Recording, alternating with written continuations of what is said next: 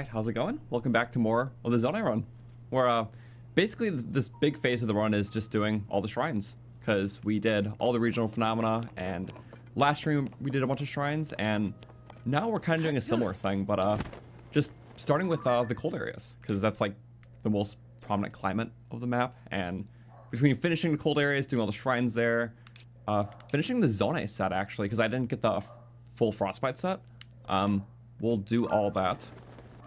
And I just figured to start here because we can just glide easily down.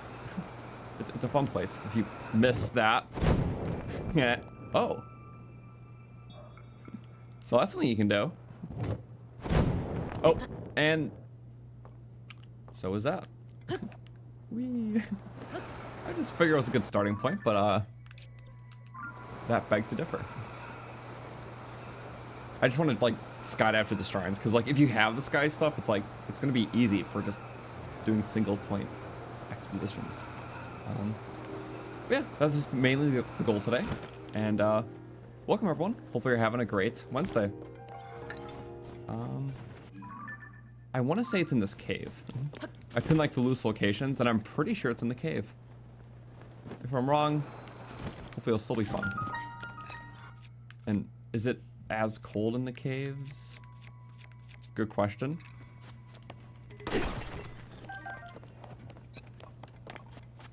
Oh yeah, this thing. You know, I always forgot about a very fun strategy. Technically, I didn't really use it in this run yet, but when it comes to cold things, just have like a generic cold part. Yeah. There's a shrine crystal. As long as we have a weapon. There we go. Oh, it's really cold. Perfect. Little ice bridge. And it's like a little chilly, so. There we go, we take that. I love finding the green thing first and having no idea what to do with it. Oh right, you can just... I forgot you can start the quest from either end. Me never doing that? Okay. Well, self-explanatory. I guess if you weren't very observant, you could have easily missed it. We're decently observant, though. But can I do green versus black? Yeah. Probably does like rock damage. Also, I am taking cold damage. It's literally rock mining. I think it takes like 10, so maybe I shouldn't keep doing. Nice. I love how fun this can be. Are we gonna keep fooling around? I just want to see. Is it gonna take like more than 5? I don't think it's stronger than a normal rock. Come on, seriously? that was 5, right? I'm good at counting. Okay. Just for a one-time experiment that we never repeat, out of tedium. 6. Mineru. I know you want to. She can do it in 1. But we're not showing off. We're showing... never mind. 8. 9. It's gonna be 10. 10! So worth it. Good rock. Now we be normal for a second. I just wanted to try that. Because I think it does like 4 damage, those throws. Because 4 damage is like a full heart in this game. So there's a lot of attacks that are like 4 damage just to be even like that. I'm pretty sure like the base bomb barrels do 4. Okay. Armor time. I'd rather not freeze though, if that's okay. Not even a headshot needed. Shoot me. Good. Oh, not that good. And also not good. Whew, that would one-shot me. Let's not get one-shot today. Did I forget how the bow worked? Kinda. Fire arrow. Oh, shoot through the fire. Yep, there we go. Keep making fire arrows. That's actually kind of cool. If we duck into it too. Just fire arrows every time. Only adding a couple points of damage, but it's just kind of fun that you can do it this way. Considering we're a one-shot, I'm just not trying to mess around. Okay, there we go. One more for the fun. And then just keep getting fired. That was my warm weapon. Bye. Nice. I do want to take the bright blooms before we burst them all. Because when we're in the depths, they're just too handy. So I can actually hit things. 4 damage. Incredible. Yeah, welcome to everyone tuning in, by the way. Sorry. That was me warming up, too. In a cold sense.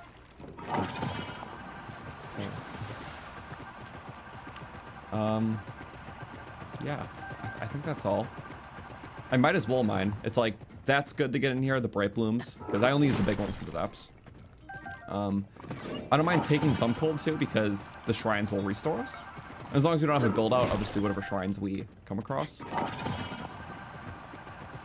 So I think I basically built the bridge here. Does it work? It does. Wait, I wonder if I... Okay, I know we're gonna freeze to death, but before we do, because I might be okay. Oh, I did not mean to do that. Okay, Mineru can stand this though. Oh, you can use the ice pucks. I didn't know you could use the ice pucks to freeze things though. Which is neat. Wonder if I can make a full bridge. Not that we need to in any shape or way. But you like stand on them. Pretty decently too. Okay, but if you're like above too much, that's what I meant to do. Yeah, so it only really works if you're tipping. Then you can kind of get back on. I really like playing around. This is like the stuff, or like the reasons why I love tiers so much. It's like, yeah, love to learn all the possibilities. And then there's so many of them that you eventually unlearn some, and then relearn them later, because you never use the same strategy twice in a row too often. Because there's just so many different ways to do something. It's okay, anxiety over. It's like, why eat food to restore when I literally have a shrine right here? So, let's just hope it's not a combat challenge, so we don't die in it. Also, I don't know how my death counter up. There it is. It's a blessing. Okay, easy. First shrine of many today. We're sure it's a Zonai cold set. Like, well, I guess there kind of is with the but yeah, this thing. But it's only one piece, so I need a new warm weapon. Honestly, I didn't need this, but I might as well just have it right now. I think the spear is the best option for a cold thing if we're trying to make bridges, because it's more forward.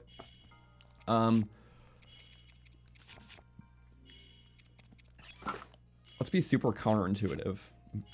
Now, wood, shield, and fire would be stupid. So, ruby? Something that actually keeps us warm, though? That's not just one time. Yeah. In case we need a hammer thingy. Not the worst. I think the elemental talus hearts are like the coolest for the shield, because one of the luminous ones and even the elementals kind of are luminescent, so it looks like you have a light pack on your back, and it's like a heart pack. So it's certainly a style. Rock back, nice. Oh yeah, and I'll trade in orbs because we always forget that. Also, yeah, I added something to the description about the rules. I just want to clarify really quick first. But we changed one thing just for the sake of time and the run. And, well, we've been doing this, I think, ever since last April. Mind you, with some gaps, but we're like over 20 streams into it. And one of the original objectives was to get all 16 of the batteries, like max them up fully. But it took us 20 streams even to get the current 8 that we have. So we have all green batteries, which are like the most Zonaite fitting. I just figured for the sake of the run and sake of time, because it could take us like another 12.5 streams just to get the full second row. That's the one rule that we're gonna cut short. So I'm fine with just the green ones, plus it looks the most Zonai-esque, just having the green batteries aesthetically on us. But Because between just doing all the rest of the shrines, doing the final dungeon, the finale, even doing some like fun armor upgrades and fairy fountain stuff, it's really going to be quite a lot of streams to finish this run. So we're going to cap the battery at just this for the run. Because it would just get very tedious. We've done so much depths combat over all these streams that it's going to take us countless hours of grinding. And that's not the reason I play runs. I play runs to do diverse things and focus, you know, on variety and, you know, accentuating and showing off certain elements of the game. But I can't really do that when we're just doing like the same thing over and over. So yeah, I'd rather do that to have more of a diverse experience, and then we can move on to another project. So that's like the one time I've ever changed a rule in the run, but I mean, we're nearing like 100 hours into this, and it's gonna get really long otherwise. So yeah, just wanted to say that. I don't want to say it immediately as we started, because I want to get a shrine first. So we go that, and that is where the armor piece is. I might be able to, I could fly to it. I could do a lot of things. I also want to get the tower. Well, we have upper stuff. I'm gonna do this. So what's the item you can attach to Mineru that is the coolest effect? I always like, it's not the coolest, but I like the fact that the wings on Mineru's back like work with the updrafts a lot. It's not as good as the paraglider. It's just the fact that it's like, I don't know, a constant wind source. And the fact that it is possible is kind of fun. I think another like fun one, maybe not the most practical, but having a rocket just on Mineru's like hand, because you can just like launch the rocket freely afterwards. It's not the best or anything, but rockets are good at instantly getting off armor. So like if you're fighting like a Lionel, who I think the armor on a Lionel is worth like 400 points, but a rocket will just instantly shatter it. So that is like a practical use. So you can do a lot more damage than what it would do by default, because rockets instantly break armor. Also, yay, but also, oh yeah, I'm glad I saved some.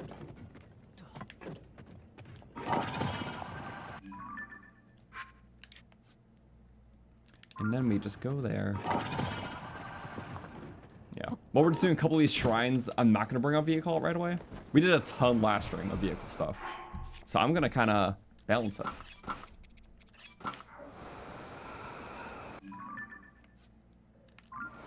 Yay.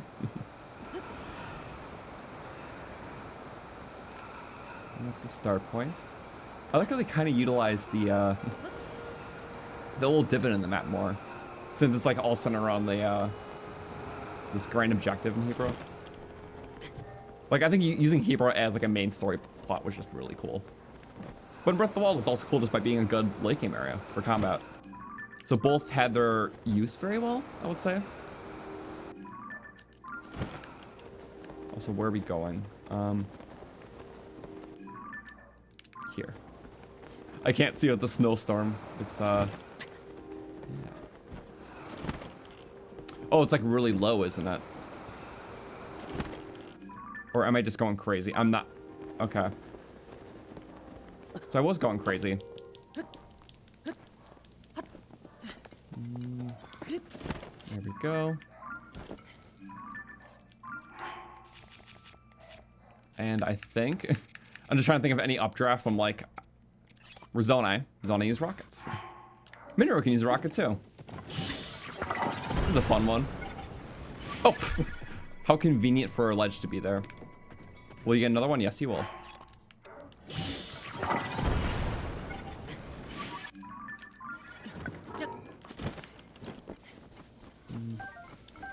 And now, it wasn't in the same tunnel as it was it? Maybe, maybe not. Oh, there's a car. It's kind of a neat. Oh yeah, they added a cave. I forgot about this one. And that is the one where I need the armor set. Because yeah, we're also getting all armor sets just for the sake of it. I don't use them too often in the run, besides the glide set, because it's just so helpful, of course. But it's still nice. There we go. Oh, remember, the switch thing always works if you're on a weapon. an elemental cooldown. Oh. It's gonna be too cold now. Okay, that's okay enough. I don't mind using this one up. We can get so many weapons at the next area. It wants you to make ice, doesn't it? Ice, ice. Ice, ice. No ice is not nice. Now can I? You know, we have Mineru. Oh, had Mineru.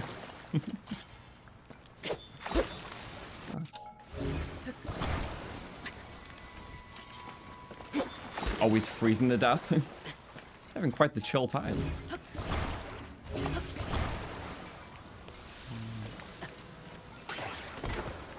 It's melting because... Is it my shield?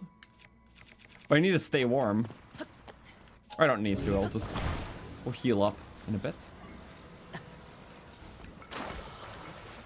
Okay, I can't have the shield because that warms the ice too.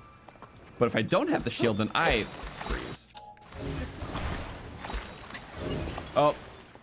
Mineru, please. Just do something. Oh, and the ice keys made that. You know, maybe that can be good. We'll just have a bridge long enough to do anything we want. I wish it was not this low, though. As long as it doesn't touch anything warm, we'll be fine. We get 10 seconds to do this. Love that. Oh. I guess we're eating apples today. 5 should be fine. It's so quick. 3 should be fine. Okay. I can't climb on the ice. I love that. I love you. Same time, really? No, I'm just in pain. It's fine. An excruciating amount, but we're doing fine. I gotta just keep eating. You can just go once this story amount and get so many more, so I am not too worried, personally. There we go. Strategy, just do like 3 more. It sometimes wants us to do this. Depends on how much we're sinking in. Yeah, very fun. If it's long enough, then it should just kind of stay on, I hope. Yeah, there's no more ice keys, please.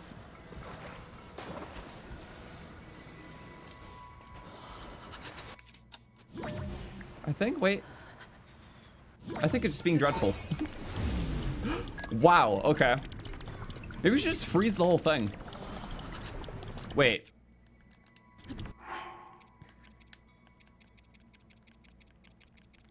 I'm taking my words literally here. Yeah. I love that. Okay, guess we lost our weapon. Nothing. Okay. Now give me like 5 minutes to find what I was doing. You can't like select it from the main menu. You have to, if you want to throw it, you have to select it from this menu. It's practical. I'll find it one of these days. Got it. This should be easy. Bro. 1. That's the best it could do. If only I had a boomerang. This is embarrassing. If I had a boomerang, it'd be so cool right now. I don't even want that back. I do not want to remember my time here. We just turned it into ice.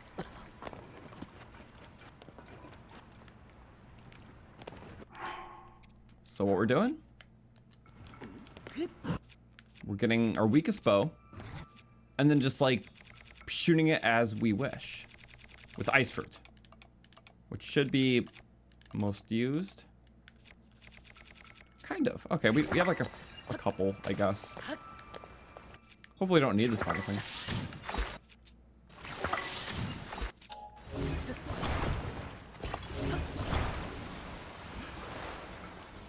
I don't think I've ever been more annoyed in a cold area. I guess I could just bomb launch or something. I don't know. At this point, it's ruined all sense of whimsy. So, what do? Just having a fun time. It's only pain and suffering. It's, you know, nothing else.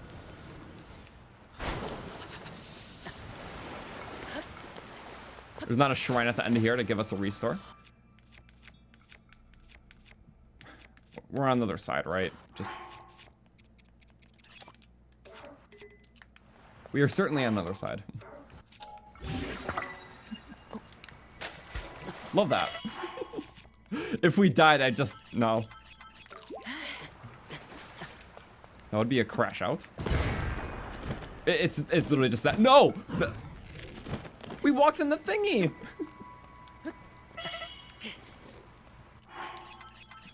The dreadful chance of that happening was too low. Wait, what? Can we just... Oh! I can use my bullet time hack for that. I mean, that feels kind of cool, at least. Worth it? Maybe not, but... It was definitely cool. Okay, let's get this and leave. Maybe to the stable. Thank you. Frostbite.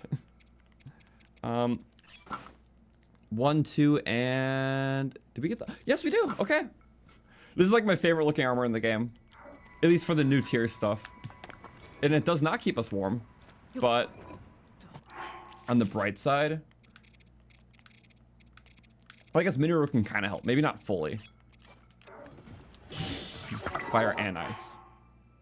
Yeah, I'll need one of my own. Does it fit? Not really, but... Yay. We're very blue. I'm just leaving. I kind of want to get that shrine. That can be kind of cool. But for now, let's do something we won't take damage from. And that should be the fairy fountain. Build a little vehicle, see what upgrades we can do just for fun. And then we can start getting these more shrines. So the diamonds are shrines. A lot of stuff we can just warp up top in the sky, then fall down too. So yeah, let's see what upgrades we can do. But first we'll do the quest to unlock this fountain. There we go. Welcome everyone for tuning in, by the way. I don't have a shrine goal. We started with 90 today. There's like 152 in tiers, so it'll still take us a few streams to get all of them, but it all depends on the pace. Sometimes we just get so much at once, sometimes we don't. So we'll see.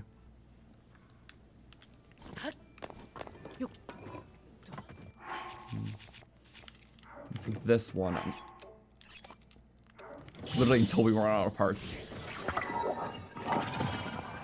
I'm pretty sure whatever you build, sadly with these fairy fountain things, whatever is built does get scrapped at the end, so I shouldn't build anything too expensive.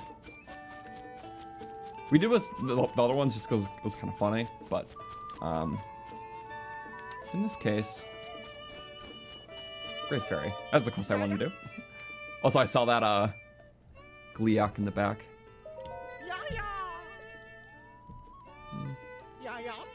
I'm really only trying to get up to level 2 for most things, so I don't need a third one.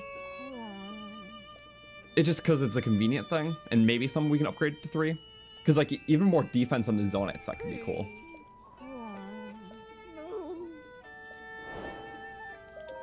All right, you have to do Eustace. I forgot you had to get the member first. That area, it's not so far from something we have. Yeah, he was in the pit, wasn't it? Oh, I could have done it right after I got that, but at the time I didn't know. Well, you know what? We can just go to another fairy fountain for now, just to see what upgrades we can do with the new sets, and then whatever stuff we just haven't done in a while.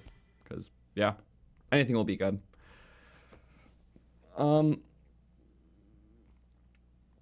What's my favorite weapon in tiers or Breath of the Wild? Well, besides the drill shaft, because that's just the best. Just design. I Okay, I always thought the past hero weapons were cool, which in Breath of the Wild were the amiibo weapons. But now they're actually in tiers.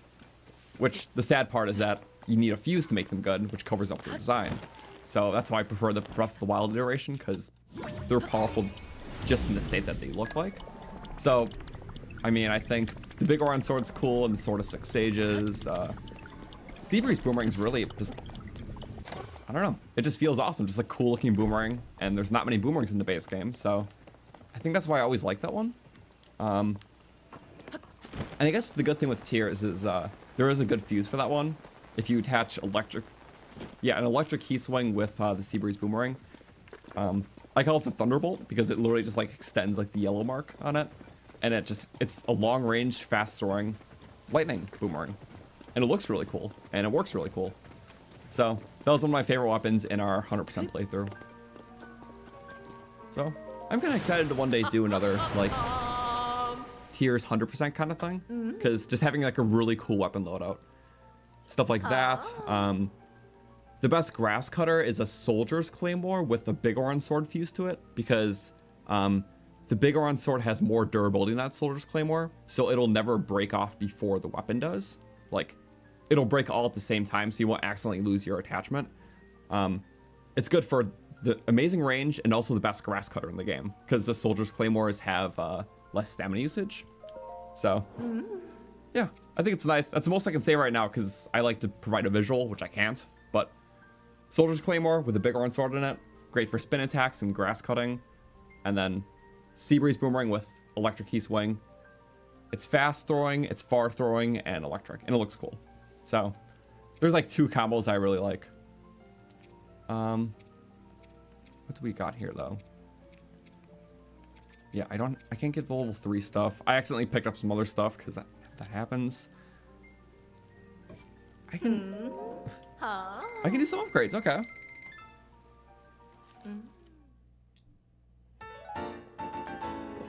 Wait, if I can get the level 2, that'll be awesome.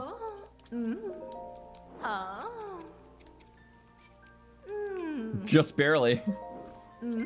Okay, well, I guess we checked at the right time. Because that'll be the full set bonus. Not a lot of people, I guess, appreciate this one. Wait, let me see it first. Because it's like, you can avoid fall damage if you just use the paraglider. Which is true. But it... Oh wait, we didn't get... Oh, we didn't even get the level 1s. We're close to the set bonus, just have to... Yeah. Close. With no other cave, we'll get to the bats. But yeah, if you do a jump attack, you don't have to worry about like popping the paraglider first before, so you can get the extreme height of a jump attack safely. Also, if you ragdoll down a big distance before you can pop your glider out, well, the fall damage is prevented from that too. So it's overall just really good. Yeah, that's just ice fruit. Just like baby upgrades, I guess.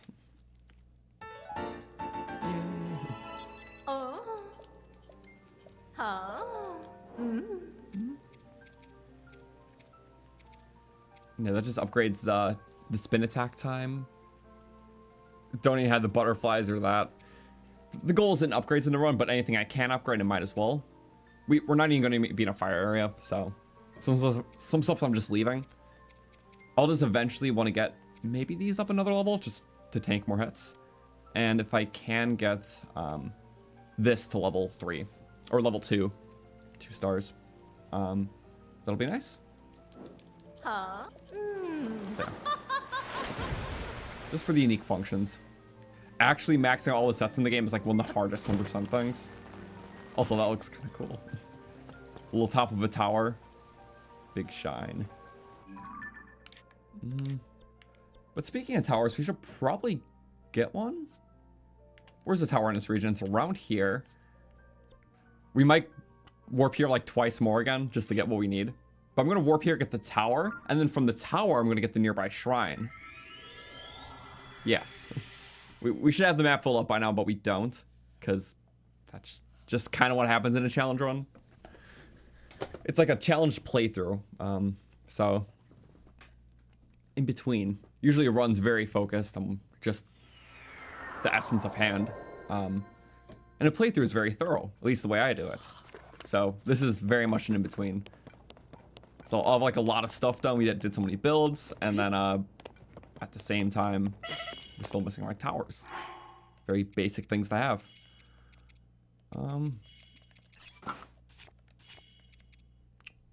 That fire weapon. In this case, a shield, because we have it. And for more apples, we can just go back to the orchard. We might do that soon. But let me get a shrine first.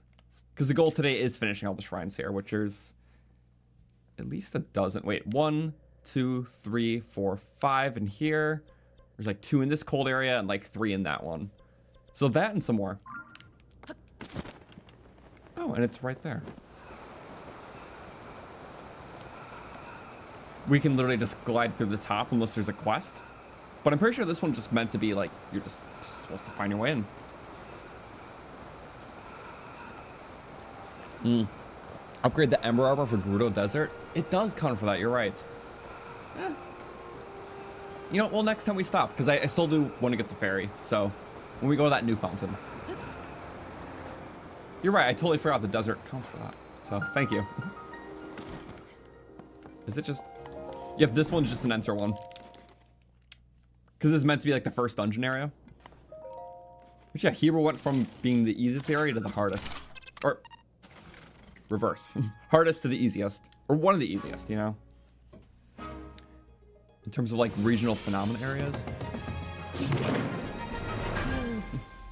Which I guess, yeah. It's cool that the regional phenomenon area like extended past the Breath of the Wild area. Because Heber's like fully optional Breath of the Wild, but it's fully important here.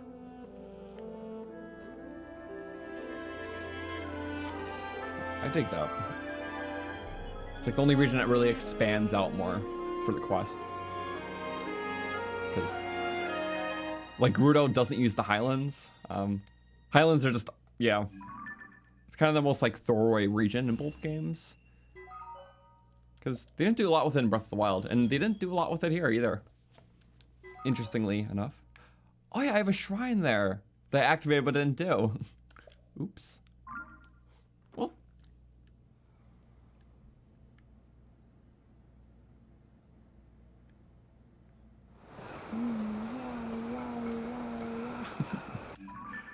I just like being silly. But enough silly. Where's this? Oh, I should get that behind me. No. Perfect. And it might be in a cave. If it's in a cave, I usually try to ping the estimated start of the cave location. I'm pretty sure that's another shrine crystal one, actually. I just remember there being a lot of shrine crystals in the game. Because the game just really loves them. So we can go further and faster. Yeah, the Blue Moon views are just awesome. First person. Did I go too far? No, I didn't. It's just really low.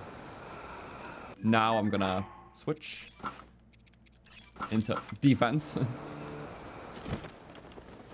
Zonai fabric is just amazing.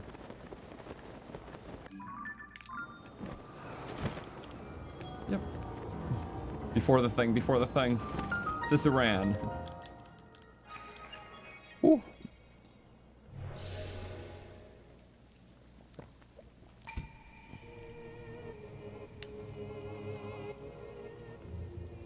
Also for the Gerudo Tower, you got launched as the dragon was going by once? Was it like in the cinematic or like when you're going down? Moon shines upon the land. Well, I guess it would fly. In the spirits of slain I know it flies close to the tower, I just didn't know exactly how. The world is threatened once again. Enemies. Yeah, because Farosh is... I forgot Farosh goes to that area. The Routes of Courage. Oh, right, it's not a cave, but it's, like the billionth one of these. I don't remember if I did it in my base playthrough, but, this is like a fun way to take a compendium pick, because, like, it's like one of the only times you can see a talus with a green thing instead of a ore deposit, which is just kind of fun. We should not stand on it, because I will die. This is the wrong button. Oh, it didn't want to warm up yet. It was throwing a fit. But I've been waiting this. What should we use up first? The weaker one, yep. Well, it's not two-handed, but extra damage, good. And then get off so it can... Okay. If you're like grounded or something. Okay. Now we're grounded. But it's weird because sometimes you hit the weak point and he, you know, he gets weakened, but sometimes it doesn't. And it's something to do with like you have to be far enough away because it doesn't want you to hit it constantly and like just still knock him down. But I still don't know fully how that works, that mechanic. If you shoot an arrow like when you're not on him. Seriously, it didn't autosave the shrine?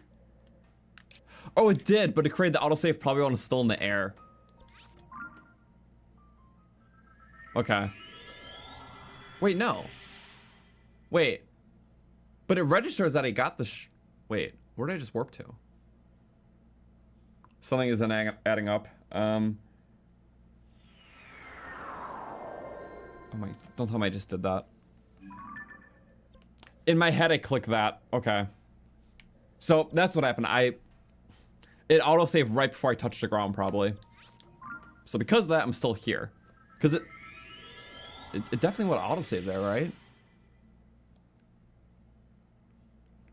I can't actually tell.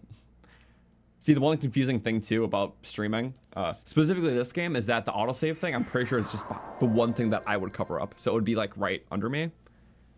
So it's not like something I can recheck easily. You know what though? There's only one way to take out my frustration. Fittingly so. These guys aren't tied to the blood moon, so they won't come back right away. They're tied to like a blood moon-like system. Also, wait a second. There's that. But I just noticed this is very awkward. It's like perfectly pillared in. It is. It's like meant to be a way up. That's interesting. Hey, friends. Before you notice me. Oh, you did it anyways. Fire. Ow. And nothing has changed. That's okay.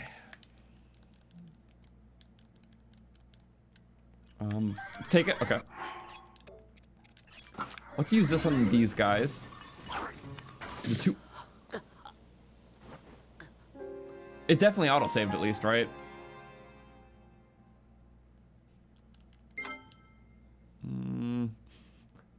I can't guarantee that much. It's maybe auto-saved. What was that, 96 then? I believe so.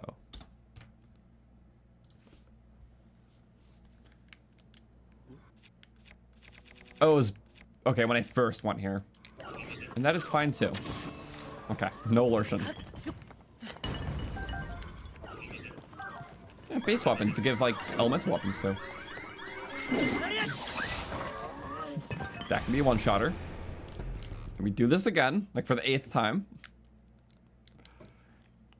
Also, the cannon on the Talus, I don't, because the cannons only do like 12 damage. I don't think they're buffed against them. Unless you had like a bunch of them. So, I might use the spin method with an actual two-handed weapon, because two-handed hammers do more damage than one-handed hammers against like ore-like targets.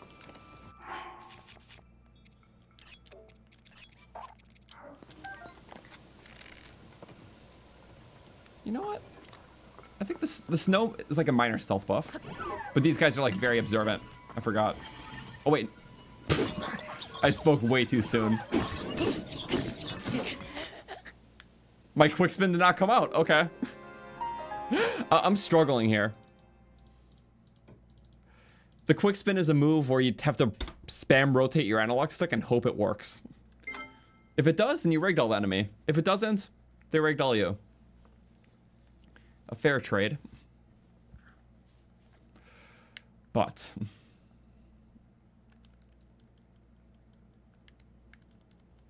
do the same thing. Good. Guess what we gotta watch again? It starts with a B and rhymes with Dune. Blood Moon. I can't skip it fast enough. These are speedrun strats. Oh, I was still doing my combo during that. That's interesting. Okay, Mineru block me.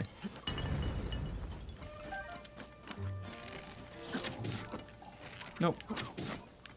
Please. I'm not. I used up my archer prowess. But it's still snowing, so it's like a good little distraction. And then we're gonna create that one-handed again.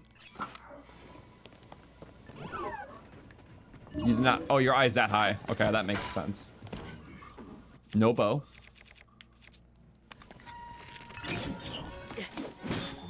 Very good, Mineru. I'm like really proud of you. There we go. Mineru, keep going. Wait for the eye to glow. Okay. Eye glow. Don't do the bow. I can't look at the eye when you do that. Okay. What, the eye glow is right before he does the attack. Okay, I'm doing abysmally bad. Huh. I feel like Spider-Man when he loses all his powers. He just like puts the glasses back on. Apparently I can't see what I'm doing. Okay, there we go. We're just gonna work together. Yeah, pairings for chumps. The shield is taking the craziest beating though. Not a single parry. There we go. Not a single flurry. Oh, oh, okay. I can just break off the garbage. It's a mighty Zonaite sword with a rusty. Okay, that's a two-handed I want to get rid of. We'll donate it to our Tails friend. I think he'll appreciate it. Strong, mighty. I dropped the mighty because I wasn't feeling mighty. Nope. Perfect. I might as well use that up. More damage, but I think we're gonna need it. Because we're just swinging missing. Wow! I know the loot here was so good. Wow. Amazing stuff. And we just gotta fly carefully back.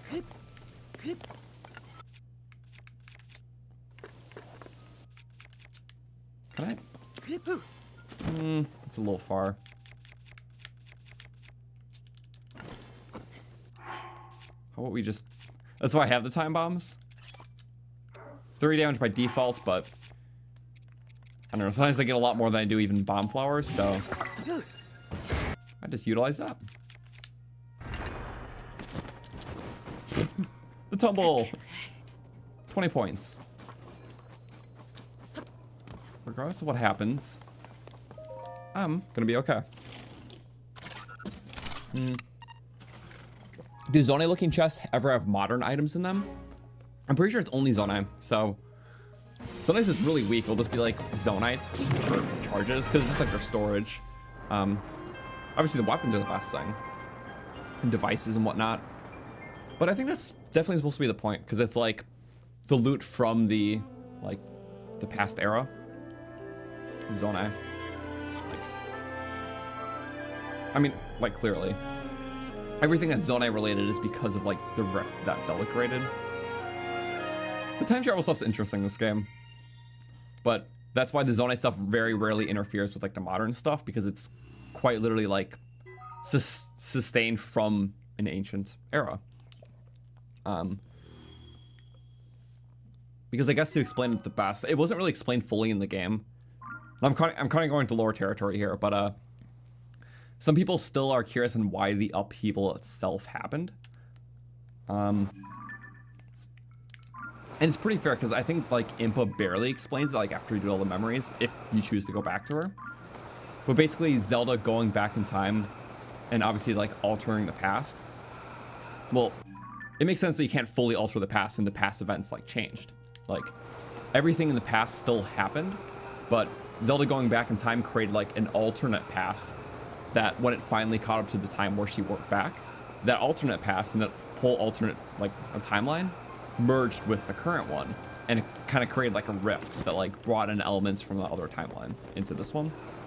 So that's why the world's kind of like has that like rifted feel where it's like what's this? Loopy. Oh. Where it's still mostly the world we know and has the same history. Like nothing's changed in the history. Like the Breath of the Wild stuff still happened and all that. But there's elements from the other history that Zelda created by going back in time.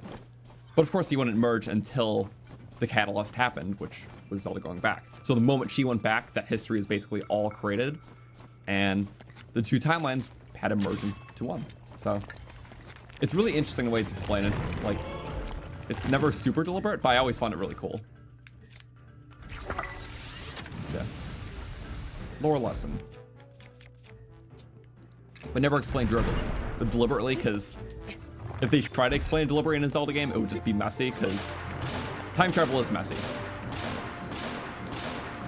There we go. And it works different depending on what the medium is.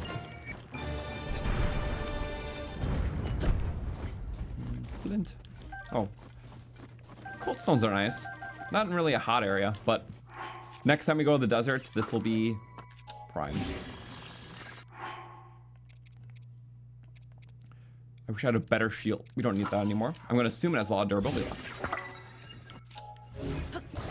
Wish the game had explained that better. Yeah, it's very much through Impa's one line of dialogue that she kind of explains that. And you have to talk to her after you get all the memories. So I think it's in Forgotten Temple. But no, that's basically the way I made sense of it fully. And it makes a lot of sense. It just... yeah. If it was brushed up a little bit more, it just like... if every game has their own full explanations of time phenomena, it just creates, like, these just crazy debates, I guess. Because I guess time travel's... realistically put, it's in, like, most 3D Zelda games. I think it's in 4 out of the 7 3D Zelda games. And it's all handled a little bit differently. So Tears is very different. Where it's like... yeah, it basically creates a rift. Where the other timeline happens, but in a separate timeline, but it has to merge at the point in which it was created. So, I don't know. It's, yeah, it's brain-bending stuff because it's us trying to explain a phenomena that is not realistically tangible, just based off what we know about time travel from other fiction. So, it's wild. But I think it's neat, and it explains this kind of remixed world. I mean, some of the changes just evolve, like evolution, you know, a couple years after the last game. But all like the Zonai stuff coming in is literally just from like the Zelda stuff. So it's really neat. I like how it's done. Also, wow, I like doing blessings. They're just... we worked so hard for that blessing, you know? Actually, okay. I can't be sarcastic. We did. We died a lot. Well, why is there so many blessings? So Sapphire and Topaz. Banana and Gem. I'll take it over the magic rods. I'm not a big fan of magic rods.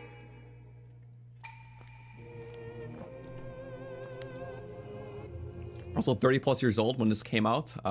You took 14 days off work playing all day and night.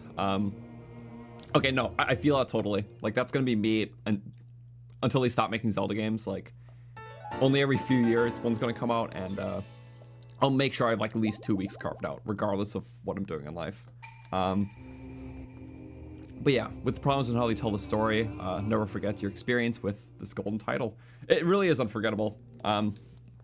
Yeah, just such a wild remix of like way to evolve a beloved game, because most of us were excited for this game because of how much Breath of the Wild stuck in us.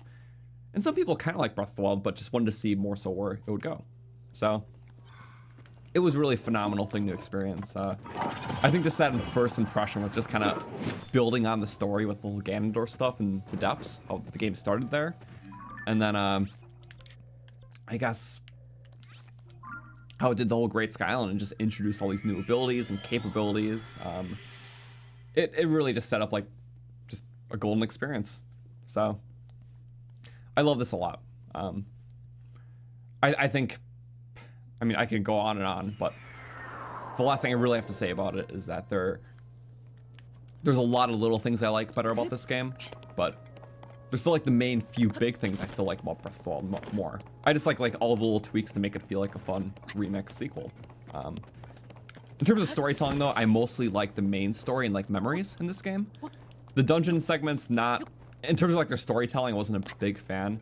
I think Breath of the Wild had a lot more character with how it, you know, showed us like the champions and everything, and just little introductions, and then seeing their memory, then seeing their quest during the beast, and then kind of freeing them. A lot less screen time, but a lot more impactful screen time. Where the sage stuff was cool to see from the last game. The new sages, they were just, you know, they were just things, entities to me. They weren't really meant to be characters. But the cool story stuff came in Tears' main story. When Breath of the Wild is kind of just sprinkled everywhere. Just not super prominent in a lot of places, but yeah, Tears either stories like some of the best Zelda story stuff I've ever experienced, or just like, yeah. So, yeah. Memories, the Rauru stuff, Zelda's whole thing, oh my god, like perfect in this game. So, I love all that stuff.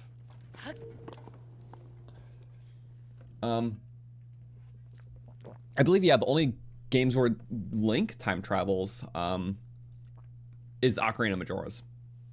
Which, that's no secret. Ocarina of Time, it's literally time travel. So, and Majora's Mask, that's a big theme too. Prisons and purifies evil. Okay, let's see how this fares without a Zonai weapon. Oh, there's a shield at least. Infiltration. I'll see, a dungeon storytelling would have been better if we didn't get a copy-paste cutscene. That's very true. It was just kind of whatever. Like, we knew the whole thing. It was very copy and paste. At least like the areas and stuff were cool. Like gameplay wise, I thought it was awesome, but yeah. Really trying to put a story in there, I guess. Oh yeah, you were supposed to stealth. That's not how I saw it. I was hoping there would be like hidden weapon here, so I took a small gamble. So I can't use the non-Zonai stuff. Which means... Oh. Sirens. You're not gonna hit me, are you? You're a good Zonai. We're friends. Oh. Not feeling very friendly. Not bad. Can't fuse what you're standing on. Arrows, thank you. Take a little spike strip though. Woo. Okay, somehow we did fine. I don't know how we're winning that, but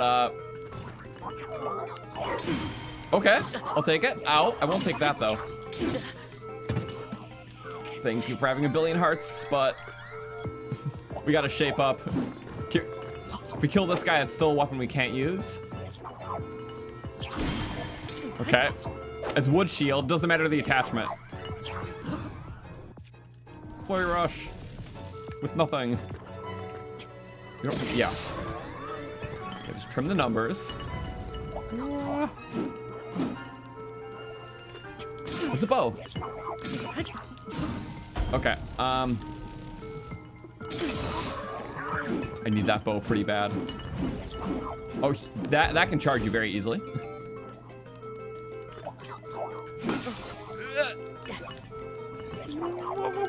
Okay, that's... No.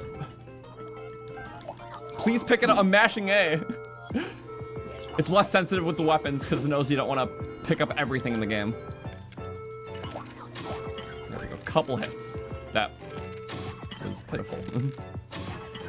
Just trading fours here. Trading 3, 2. Maybe I should have just focused on one, but I didn't.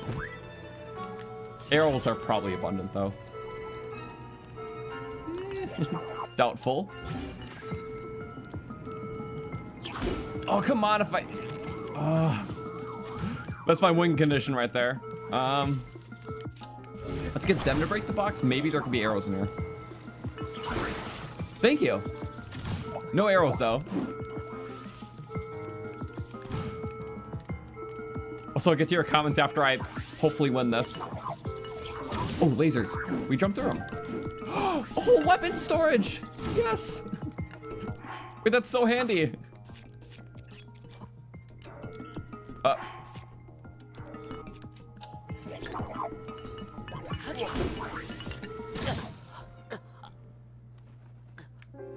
I died off screen. Or maybe, was that a shock arrow or a shock club? I don't know. I think it was maybe an arrow. A little crazy, but I know where to go now. Oh, so yeah, I could have ultra ended the flamethrower. You're right. I forgot you can just swap the ownership like that. Oh, I forgot because I was in chaos. Should we just hide behind our friend? I think so. Also, yeah. Before the sirens. I just want to see if we can. Oh. I don't know who found us, but that didn't feel fair. Here. That should get him. Ow. Plunk.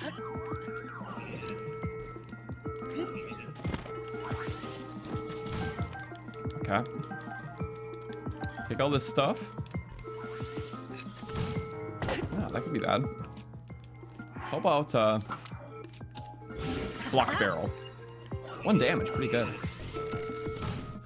We instantly just have really good stuff. No, I'm fine with that. Uh-oh. Both. The shield away. Quick spin. Oh, I don't know why. Okay, it was a jump attack by my barrel. Quick spin's just so much harder in this game. I think compared to most Zelda games, quick spins are just really hard. His spin was a better spin. You need to let up. Let up. Thank you. Whoop. Just jump anyway, it worked. Yeah, just stay in his weapon armory. Get back up. Sucks for you. I think, yep, there's a way out. Okay.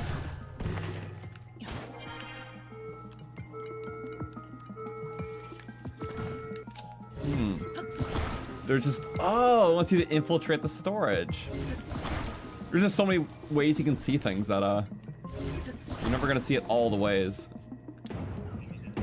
I guess that's just natural. Okay, you get hit. I should have maybe started with that one. So what is this? Yeah, so it's a very special part just in this shrine. I thought it was gonna electrocute him. It might electrocute him, let's see. It does, okay. We passed the shock off this. Therefore it wasn't his own shock now. Wait, that's actually kind of cool.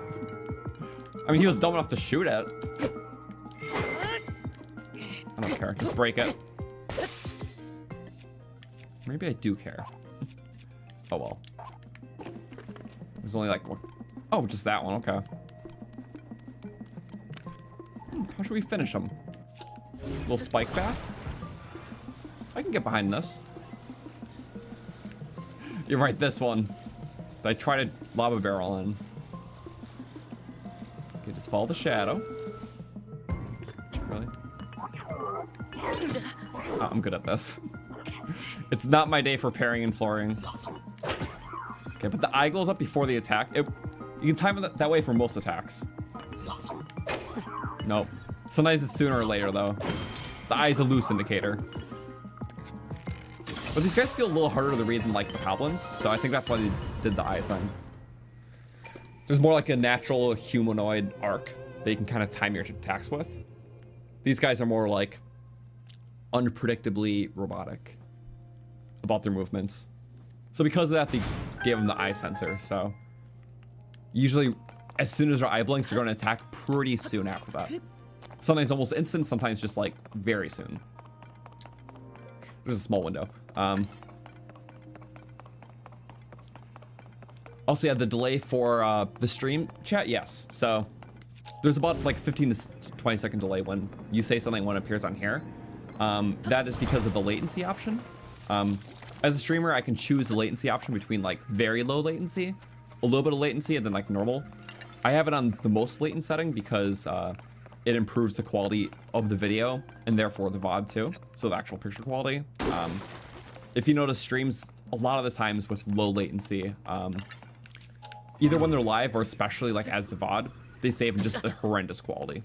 So since not all my streams are super interactive anyways, I have it focusing on the actual graphical experience so it doesn't look like garbage, I guess, especially after. Since a lot of people watch these as VODs, more people I would say. So for a small delay, I think it's fine. That's just how it is. If I was just like a just chatting streamer or just like someone who's like, you know, that was the main thing of my streams, I would have a lower latency. But yeah, the quality difference is huge if you, it'll sacrifice a lot of quality if you're going for lower latency. So that's, yeah, there's a trade-off.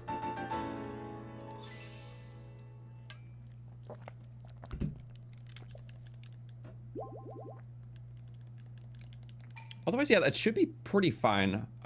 Sometimes the hiccups just are on YouTube's end, because my bitrate setting should be more than high enough for this game.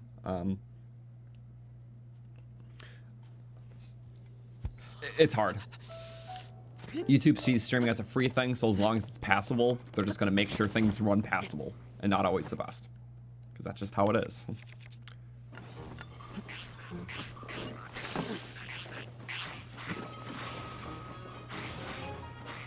I'm just waiting for... There we go. It's like, only so far you can back up. Oh. Yeah.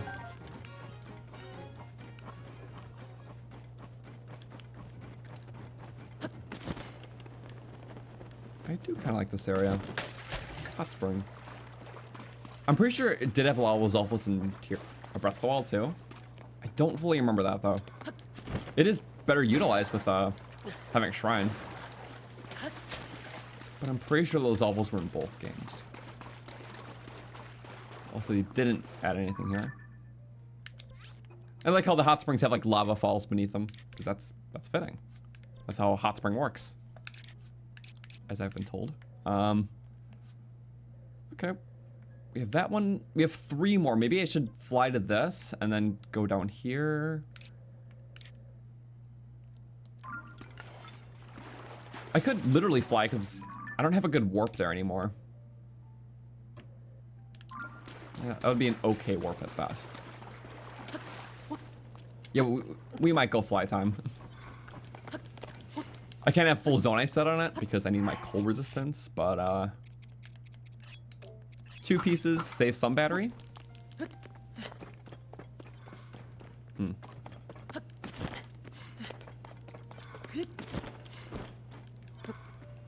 Also, when there's a lot of movement, it looks less sharp.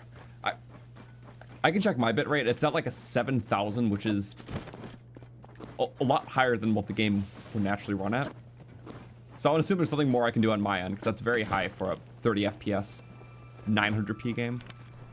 I always forget that this game doesn't even run at 1080, but it looks amazing. So, just goes to show you don't need all that. Oh, thank you, Mineru.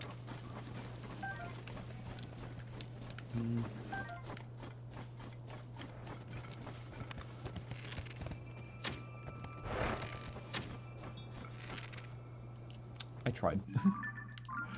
Never be able to hunt them. I missed the rhinos. I don't know why like part of the ecosystem just died. Maybe it's an upheaval effect, but who knows. I'd like to think. Stupid. Get away. Also, thank you so much, Kitty. Yeah, thank you for the 2. Do I remember you? It's been... How long has it been since you've been here last? Because it was at least over a year. I'm not too sure. But welcome back. I'm just gonna build the plane. Actually gonna build something in the run. Which, I mean, we always do. It just, I was in a non-build mode for a bit. Saving on Zonaites, but nah. let's fly around a bit. Let's get these 2 shrines with style.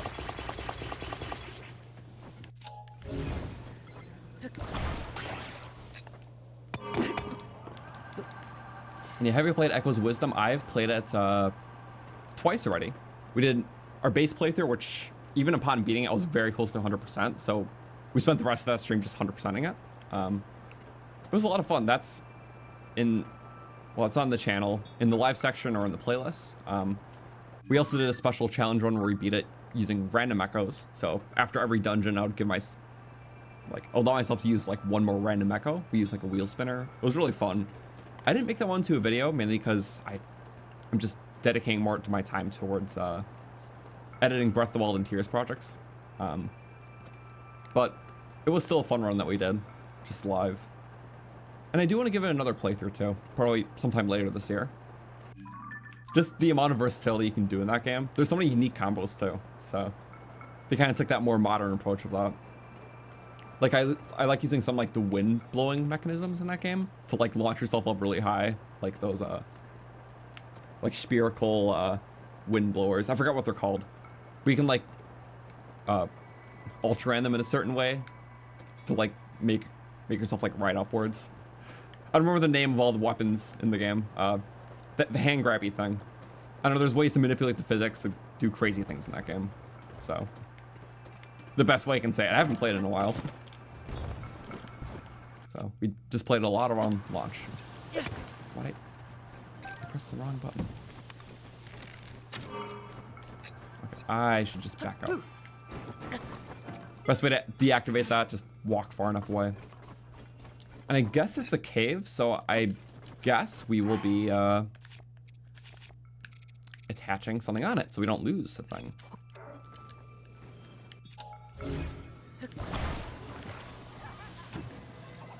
Nice, we're in a very Yiga-y area. Did I pick up? Okay. Me picking up random weapons, it's gonna happen all the time. If I actually added that as a rule, like, oh, failed the run if I pick up a weapon. There wouldn't be a single challenge run.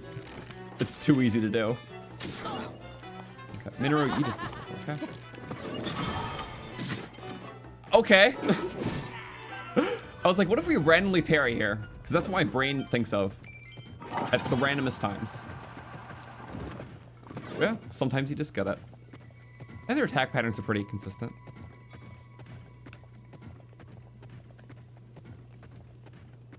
Bye. Thick stick. Also, do I like Breath of the Wild or Tears weapons more? Well, Breath of the Wild's got the drill shaft, so obvious. Obvious best. That's definitely a Korok, but no thank you. We don't need more slots this run. We have tons of them. Again, I just like how they actually gave the unique weapon types like actual unique capabilities in this game. So I love it for that. It's not just aesthetics now. Now it's aesthetics and like different functionality, which is very appreciated.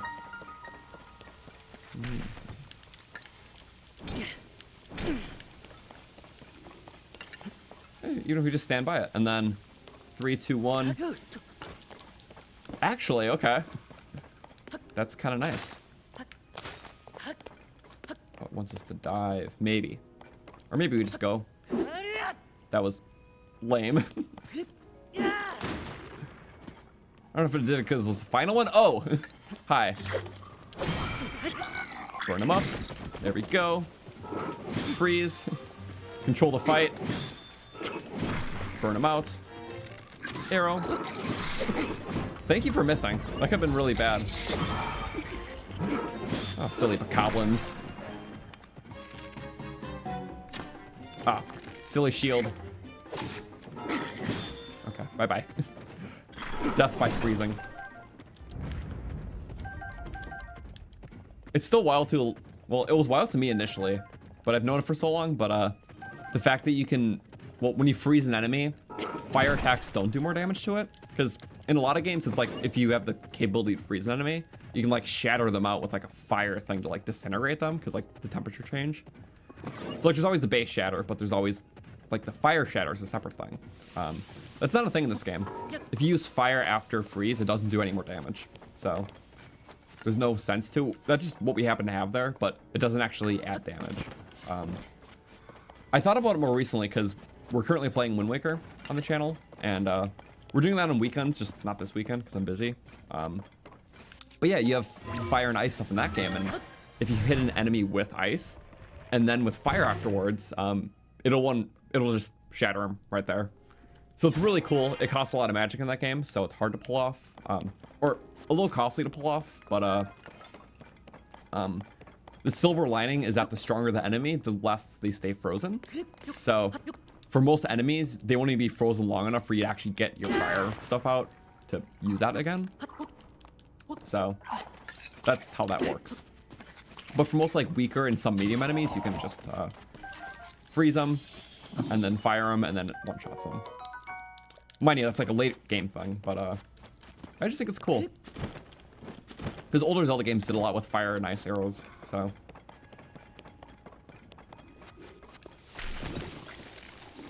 Are these guys? Oh yeah. I'm just like, whatever happens. Do whatever. Also, let's play a game. Was the shrine on top of this, or was it even in here? I just kind of entered the cave assuming the shrine was here. Maybe it wasn't here. Maybe I just did a cave. So it's more so like an enemy base. Nope. I was like, wait a second. A very hidden shrine. So it's definitely a blessing. Let me out. I'm being super impatient. Because we can be. Attack.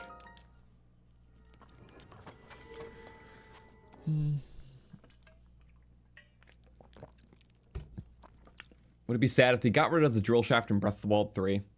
Well, it was in Breath of the Wild 2, if we're counting Age of Calamity as Breath of the Wild 2.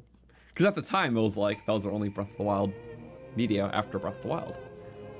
Which, the funny thing is, drill shaft was in that game. I'm pretty sure it was locked to just one exclusive chest, though. If you didn't open the chest, you don't have the drill shaft. I'm pretty sure it was just like a one thing in that game. Like, there was like one level with a single chest.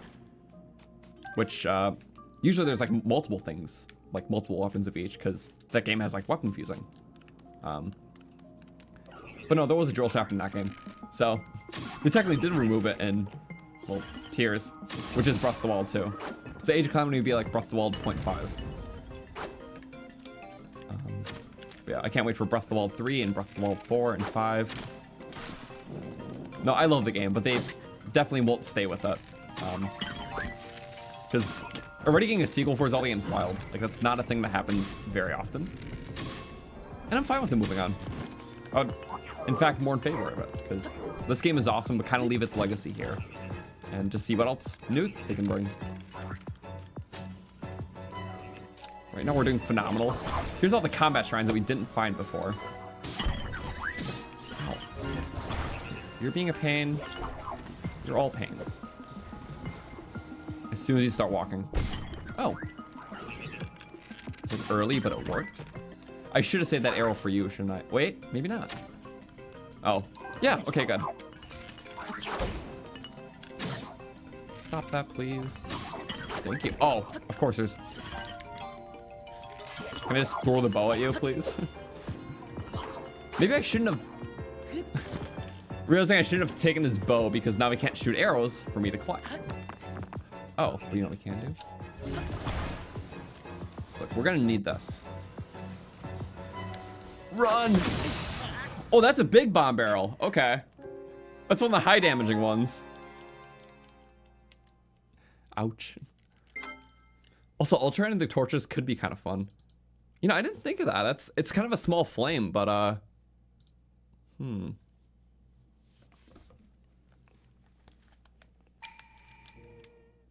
Also, my stream schedule, we just do this run every Wednesday night, and the rest is up to whatever we announce. So, I usually keep it in the description of my Wednesday streams, because it's our one consistent day. But, yeah, not this weekend, but next weekend we'll be continuing more Wind Waker HD. We'll be probably going for a lot that weekend, so, yeah. That's, yeah, such a good one.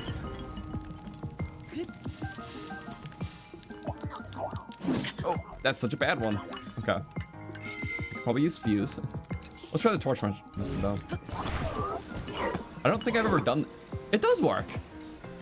Honestly, it does. They take very low fire damage, but it's like 3 tick damage or whatever. Yeah. Oh my god, I would have never thought about that. It's such like a minute strategy, but kind of like makes sense. No, he's really struggling with that bow. It's like, come here, you.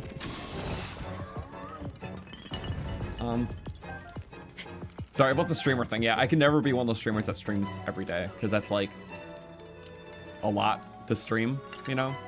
So I spend a lot more of my time like editing video projects and stuff. Because that's just like a lot of public hours otherwise. And yeah, that'll be a lot of my life that's just public. So it's like, yeah, streams once in a while, then it's more fun. Like when I just stream on occasion.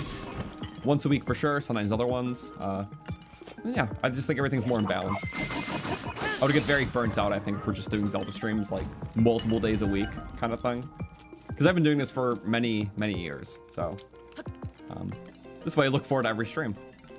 And if I was on like a Monday through Friday schedule, whatever, like, it's not what video games are meant for. They're not really meant to be scheduled to play. It's like, I can schedule 1 day a week, but anything too much more, just like a routine then. It's, you know, these are games after all. Yeah, that's why we kind of like, you know, if we do other stuff, we plan out like a weekend at a time and just finish something, because that's fun too.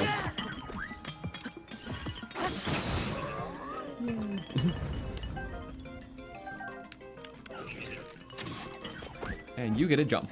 Bye-bye. That's pretty good. Nice. Now we get 2 combat shrines back to back, but literally last stream we did 16 shrines back to back and not a single one of these combat things.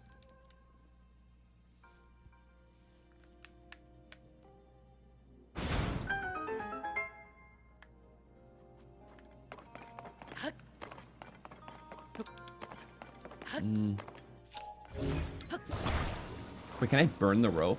Oh, you can burn the rope! That is just more fire, but you know, that's kind of cool. It's like mini fires on the... That lasted a lot longer than I thought. Huh. I never tried that. Got minute little fires, but it's kind of silly. Okay. Wait. And then fuse that. Dangly ropes. Why do I like that so much? I don't know. Bye-bye. I wonder if I can fuse... Oh, you can fuse... I never tried using the candles, actually. Do they do anything cool? I literally never tried using the Is it like a wick then, or... I gotta try that. Oh my god, I think it is. Candle to... Whoa! I've never tried this before. Wait. And it actually... It's used like a torch. You know, maybe part of it's because I never fused a torch-esque thing to a spear before. But you like actually use it upwards. And then, yeah, it actually has torch functionality. What else works like that? Besides putting a torch at the end. Wait, that is so cool. And you have the Zonaite aesthetic too? Dun dun dun dun dun dun dun dun dun dun dun dun dun dun. I don't know what song that is. It felt like a song would go with that. Awesome. Nope, never tried that. Never knew that. It's this little baby flame. Huh. And yeah, I would have never thought to burn the ropes. I totally get that too.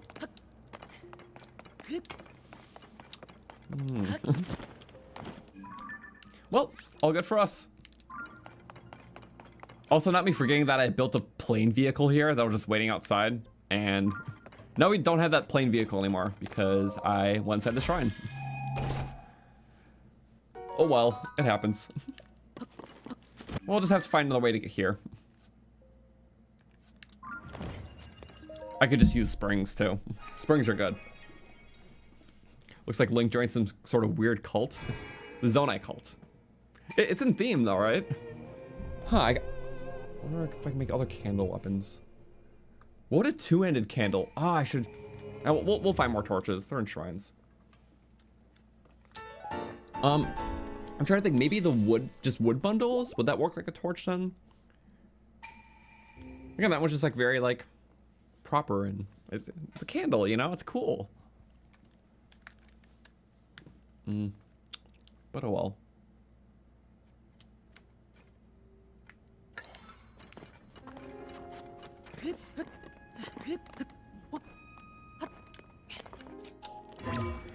Oh well. When it works, it does. Usually it's the best point in the shrines, but don't go inside. Do not go inside. It's just gonna be awkward. Me too. You know what? We need a... I could save it for a cool enemy kill, but whatever. Can't be salty about that. We got salt. Maybe just here. Sometimes it works really well, but that's... And then if you tried doing it not there... Okay, plan B. No, not even... Strange. Let's do a perfect backflip. I mean, I could just go 2 steps over, honestly. But this works in, like, almost every cave. It must just be really weird terrain up there. Okay, well, here's, like, the easy one. That's fine. Oh, what if I fused a thick stick on a spear? I mean, it'll be like a wood weapon, I'm pretty sure, but that was specifically a torch. So I think it just like has to be very specific to that, like having torch-like qualities. Because I've fused many wooden things, and I don't think it worked like that. I'm pretty sure. I always experiment, but that's something I never thought to do. I've never seen that combination. Thinking outside the box. Oh. Well, if it's in front of our face, we might as well get the Korok. Yay. Yeah. If you notice, the placement like perfect like ascend points at areas. So they're like, maybe after you finish this cave, you might want to go up the mountain. And the best place to do is inside the cave, and more than likely you'll see this. So a lot of the side stuff is pretty specifically positioned to reward like things you might do. Also, what's the name of the fused weapon? It said torch. Yeah, candle torch. So specifically torch style. So yeah, there's custom animation because in Breath of the Wild there's only one-handed torch. So makes me really want to see the two-handed one now. Time I didn't even think of it. I was just I was in awe. It's cool. It's really cool. Torch. If you do a jump attack, it's gonna... that takes up durability. Hitting most like Zonaite devices and things like that, like Zonaite devices and like loose little objects and plants, does not take up durability, but if you do a jump attack on it, it does. So any of those slam down moves take up durability, I think, regardless. So I usually try not to activate devices with like the jump attack slam down. On the flip side, though, if you do a slam down on a group of enemies, and that shockwave hits like 4 different enemies, it's still only taking 1 durability point away. So I find that to be cool. I might as well make a little sword or something. Long throw's cool. But we'll keep that. I think I should have a spinny... I like spinny blades. You have a decent number, too. Might as well. Quick. Oh, dandelion. Again, we don't need any more quarks this run. These trees look happy. Is there a monster in there? Maybe. Speed it up 2%. Chest next to a monster, guarding it. Oh, it's a good one, but sorry. I need both quick draw. I happen to like them a lot. That one's quick draw and extra range, which in this game the range is good, but quick draw is not very useful anymore because it was really good in Breath of the Wild when you're in bullet time, like it took up stamina as you're in bullet time. But now it only takes up per shot, so you can really take as much time as you need to fire your arrows when you're just in bullet time. Mind the slow fall, but it doesn't use more stamina. It just, whatever shot you take, just takes up another thing. But in Breath of the Wild, when it drained constantly, you would want a fast firing bow because you want to, you know, get as many shots in sometimes before your stamina runs out. So having quick draw was super good.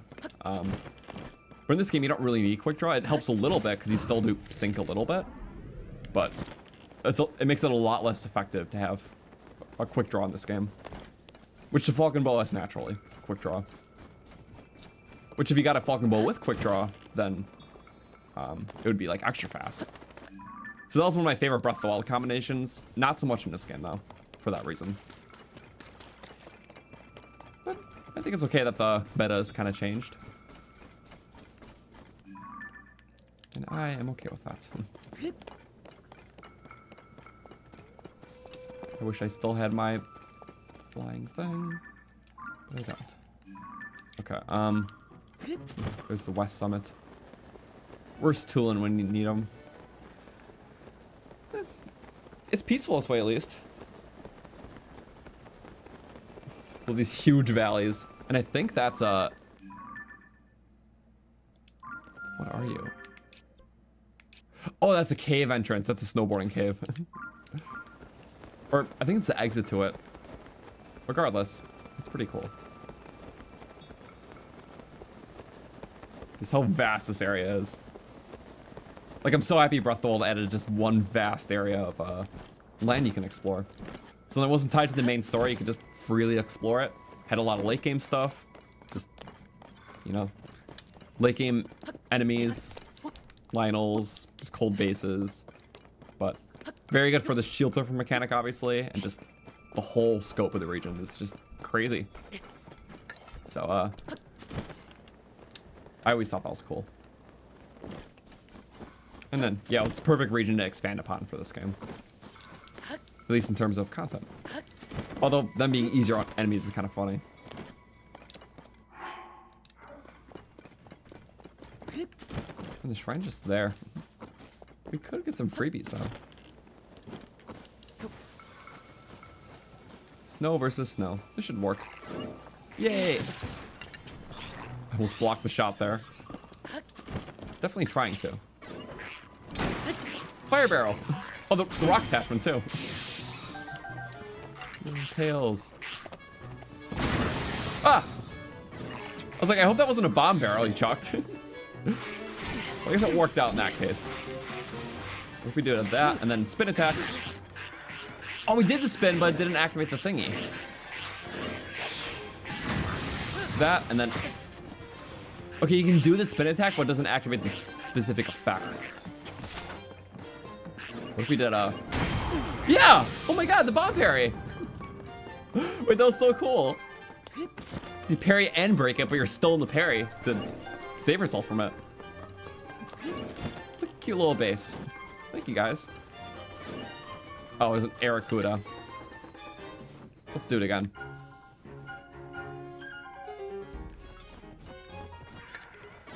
Come on, I got this. Yeah!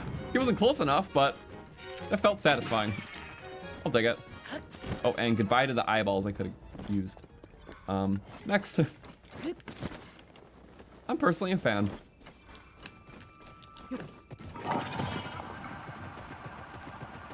And there's the shrine. You just barely saw it from over the hill. I'm so sorry, Fox. Maybe I'm not, but... Yeah, maybe I'm not, because you're fine. See? He survived, and then he was meant to survive. We can't mess up the food chain too much.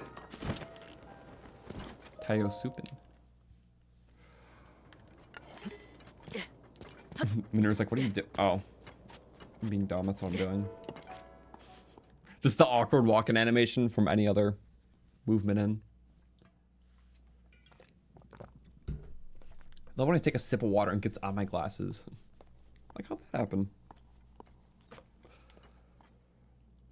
Yeah, this is not emulated. This is a Switch, so I don't fully have it working for emulator yet, because with Breath of the Wild there were Wii U emulators, and that's what I used. But now this game is not on Wii U, of course, so yeah, my PC is like not super modern, so it can't fully handle the Switch emulator, but also I haven't tried in like over a year, so I'm sure they optimized it more since. Let's say just grab enough balls and they won't respawn. Oh, now that could be an issue. Okay, we clogged the hole. Perfect.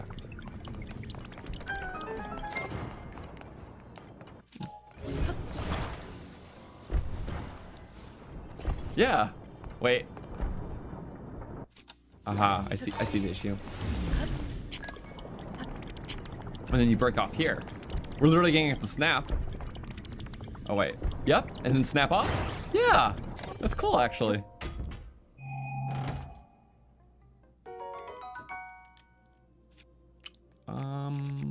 Right, we have not so good ones. Okay. Might as well just keep looping. And thank you, Cutie Pie Crazy, for the 5. Follow the Breath of the Wild Girder one. Still working on finding White Choo Choo to upgrade the armor. Yeah, sometimes it's like having like odd elemental things. It's kind of hard, especially if you're using it in the game. But yeah, best of luck with that. No, I don't know. The Gruta set's awesome. I know the armor upgrades just take a lot though. And it's always the one thing I lack, because like sometimes I'm not too worried about killing all the little guys, you know? I'll kill some naturally, but I think the requirements sometimes are just a lot more than expected. Especially for like keys, you know, because sometimes their parts blow away. Or you're just attacking them and you keep on going, like on a horseback, so you're not just stopping to loot them.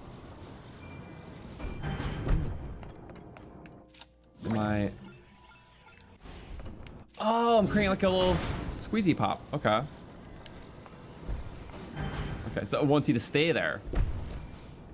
Oh, that was mildly close. And then you're literally just getting push popped up. That's kind of cool. Like a go-gurt. Almost perfect. I dig it.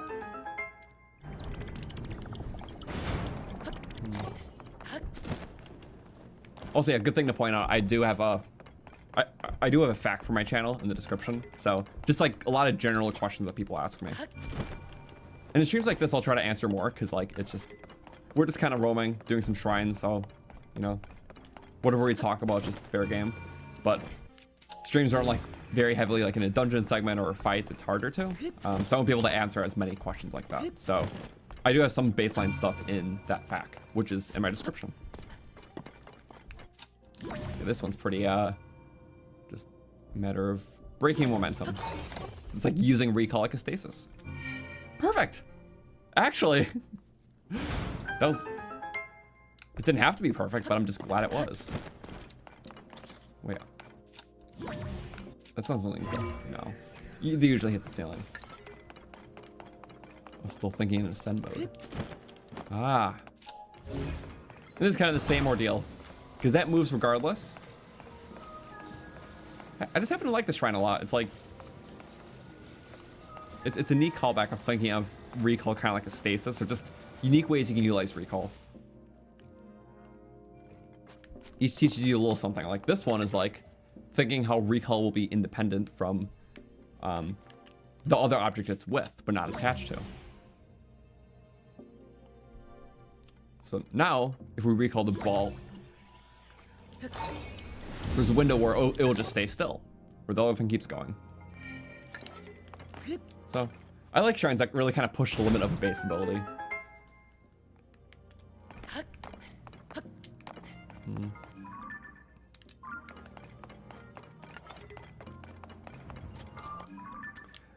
Okay, all done. Now, for those asking how exactly I'm playing, it's just a capture card. So, I've had an internal, it's like the Elgato HD60 Pro. That's what I have, because that's the internal card. So, There's some that are like external units, where it's just like a little device that sits on your desk or whatever. Plug in the HDMI from your Switch into the capture card, other end out to, you know, your PC or computer or whatever. Well, one end will go to your PC to capture, other end will go to your monitor or TV to see it. I basically have that, but it's integrated within my PC itself, which just makes it so I don't have that extra thing sitting on my desk. So therefore my Switch plugs into my PC, and then from that same like card thing, there's an output that goes to my monitor. But while it's in my PC, it feeds the signal to my PC too. So it prevents the need of that cord because it's directly hooked up in your PC. So it's very nice. Back when I was kind of starting my channel, I had like a more basic card, but then I upgraded like a year or two later. And I'm glad I did, because this thing has lasted me like 6 years at least. So it's been nice. There's always kind of that startup cost when it comes to streaming.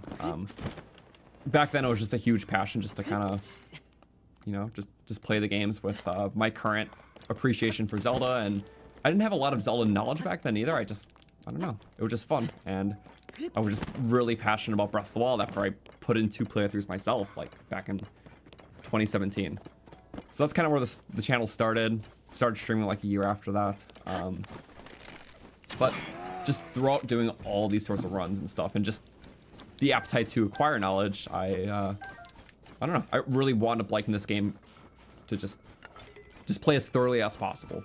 Like, that's how I've been really seeing these adventures, and it's like, what unique thing can I try out today? Just in this case, something as basic as fuse combinations or builds in a run, or like little like interactions with like elements and stuff. So I really appreciated everything. Like how I explained earlier, it's like, oh yeah, rockets, you can use on Mineru's back, but if you use them on her arms, you can like fire them off. And it's not really the best by itself. It does like low damage against enemies, but it does one-shot enemy armor. So like the Lionels that have like 400 HP rock armor, that one-shots with using a rocket. It's really nice. So stuff like that's kind of fun. You don't know until you experiment. So just having the opportunity to like play these games in different ways, which streaming's been good for, because a lot of excuses to fire the game back up. Yeah, we've learned a lot of little things, and it's been so much fun using it. So this stream, not as much, because the shrines, there's not as much flexibility you can do in them, and that's what the focus has been. But no, still very enjoyable all around. Let's get this last shrine in Hebrew though.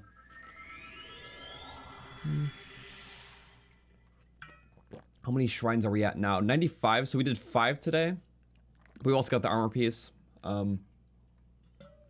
There's a shrine that we unlocked but didn't do yet. So yeah, maybe we'll do this shrine, and then we'll do the one that we unlocked last stream but just didn't do for whatever reason.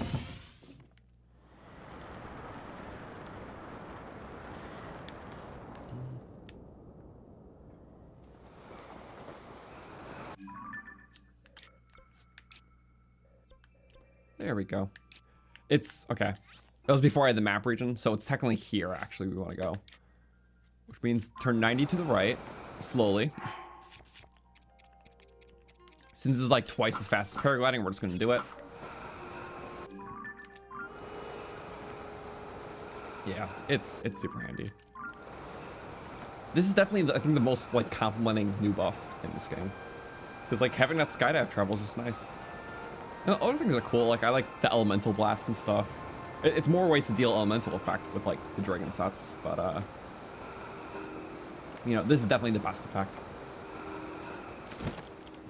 I definitely think my problem with the elemental sets is that there's not much use for them, because like when you're in a cold area, you want to use like fire elementals to take on those enemies. But this armor only activates in a cold area and gives you cold effects, which is still good. Like cold's pretty good in this game, but you know, sometimes you want to use the opposite effect.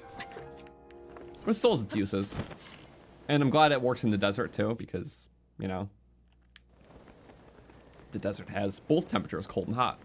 And either can be effective. Aha.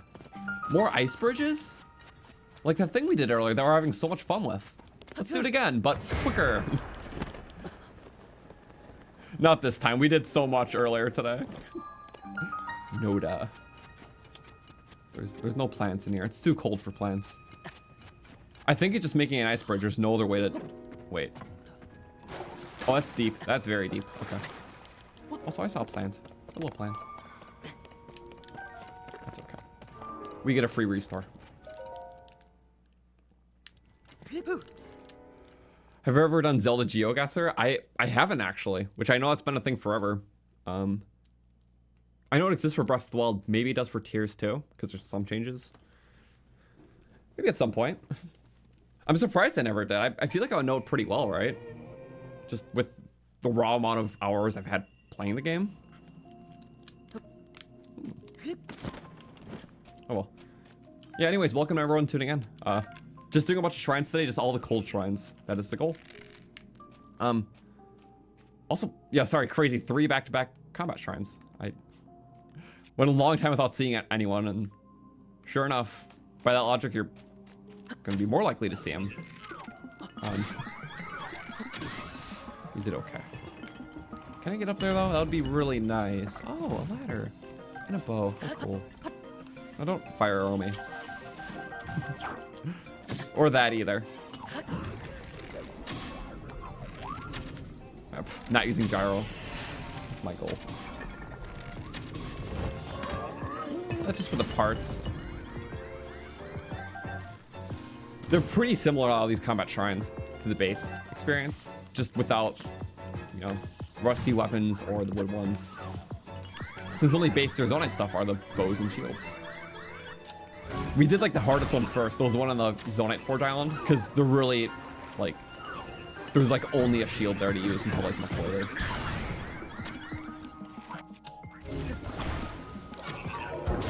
Oh, there we go. I got hung up. Oh, that's an... Aha, okay. We had those shock stuff. Oh, how did arrow get there? Oh! Whoa! Wait, what? Did you attack up there? How? Do you mind if I see that really quick? Wait, what? Did he go upwards? I might have been looking at the wrong side of the screen or something. Sorry, I just gotta see this. Okay, so he's down there. He's going up. I don't know how he did that. Wait, I need to get to the last frame where I can see him. So he's like right there. So I think he went so high, but with the weird collision or something, maybe the top half of his body like phased through the platform, so he hit the one that I was on. Which shouldn't work that way, but it's definitely just an issue with the collision, because there's not always like an upper level when you do that attack. We're just gonna watch it as is.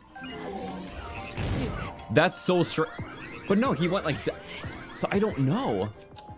They don't have an... It's a horizontal shockwave. I cannot explain that one, actually.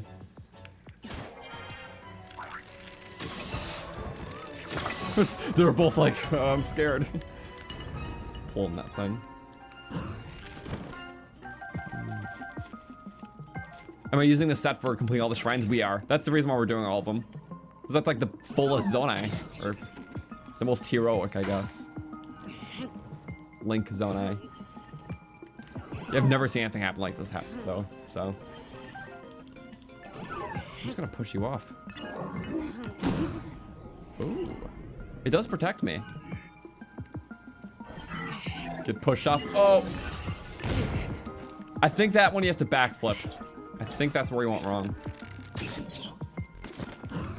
Okay, you need fire fruit. There's propeller stuff. Okay, this can be cool. Let's just do it coolly. I need... Did I have fire and I just didn't? I did. I see this. Pretty good. Is that a... That's not... Yeah, that's rusty. I mean, against any single guy. This can do a lot. Oh, it's a battery one too, so I can take the thing up after. Good to know. There's also those things. Just there. We have enough to just... There we go. Oh! I forgot you can get a motor from this shrine too. Oh, it's special. It's a motor and propeller combo. Right, I guess it's in some shrines. You can chop the enemy into it. That's just a rusty. Can't even have that anyways.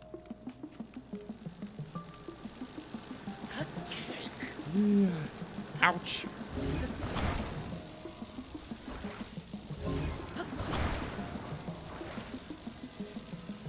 Is it not chart? Oh, it's because it just ran out.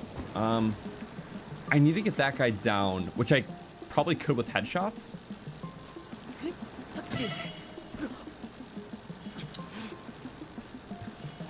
Okay, so that's just meant to, I see now. Let's not mess this up. It'll be nice to get it just in one go. Also stay below 100 deaths. Why not? I'm pretty cool with that.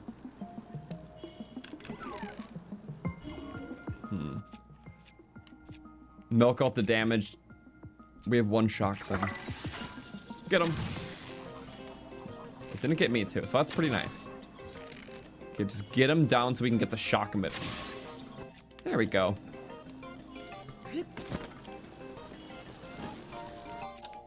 No, wait, let me see something. Can I? Right, it's just the motor.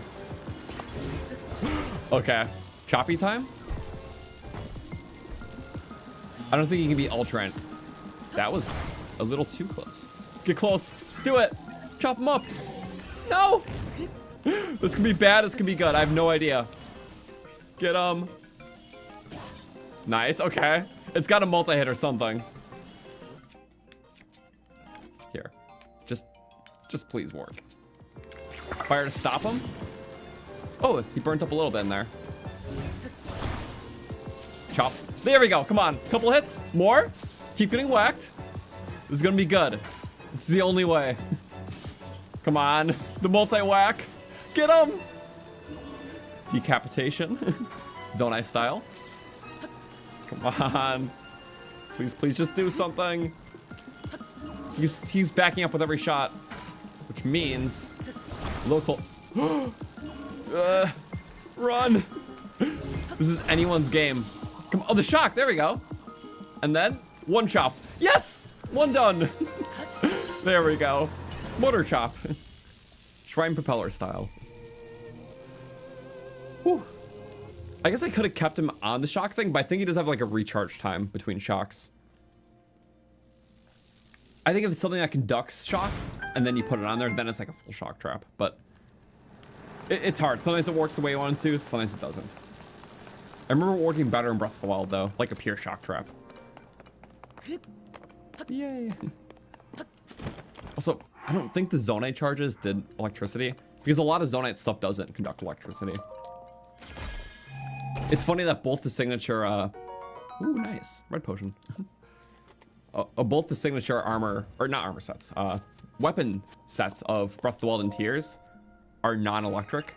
So they don't conduct like lightning or like lightning or shock for shock traps and whatnot. Because yeah, they're made of like a special material. Both for Zonai and Guardian stuff. Yeah, just thought that was cool. Yay. That was 6 shrines today, I think. 7 is one that we unlocked in the past but didn't do. And then yeah, we'll just try to see the ones in the other cold areas. I believe there's 2 in the Highlands, 3 in Mineru. I believe that's like it then. Yeah, this one we just gotta warp to. So 6 more shrines. Yeah. And we'll see what we do after that.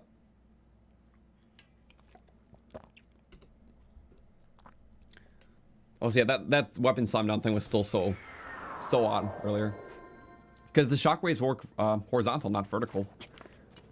I've never had a shockwave that like worked vertical like that. Because you can dodge them by being in the air. Like if you do like a wing shield, for like a lot of slam down attacks, as long as you jump and then do the shield surf, so you like get a higher jump, because the wing gives you the higher jump, you can dodge a lot of slam downs.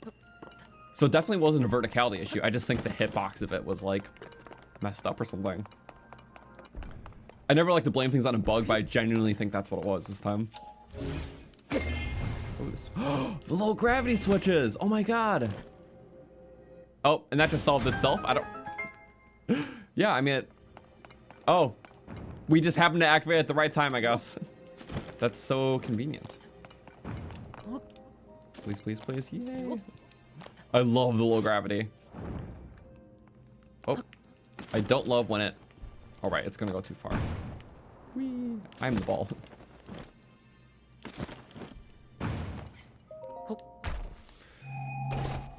Okay. Energy boost. Oh, then you just, okay. I like when they're short and sweet like this. Really?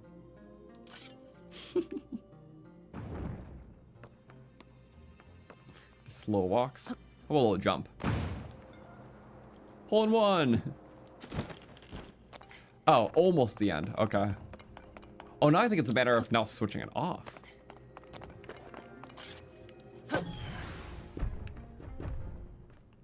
Why would someone do that though? Oh, okay. Wait, does that activate the thing? Okay, I see. Low gravity would make it launch too far. I think the thing was only going off though when you first turn on the gravity. Yeah.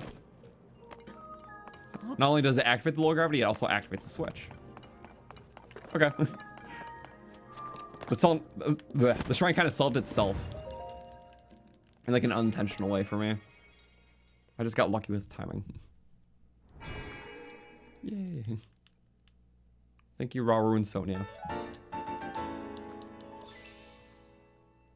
You know, shrine aesthetics are pretty cool, but I'll definitely miss how Breath of the Wild had a unique ending for every shrine.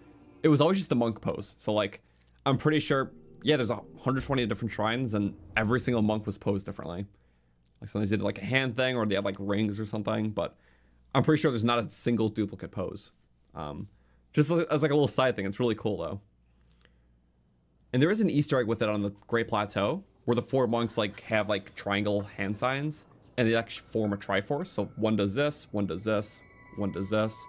I think one does like the in-between too. And if you line up the shrines where you do that like on a map, it like forms an actual like Triforce. So it's kind of cool. I don't think there's any more Easter eggs with the monk poses, but I just thought that was neat. In this game, it's just Raw Rune Sonia though, which is like fine, but again, it's just gonna be a thing I appreciate from Breath of the Wild then. And that's okay. This might be our best option to go to. Yeah, because I want to get that tower right away. And then we can just float onto the shrines. Easily.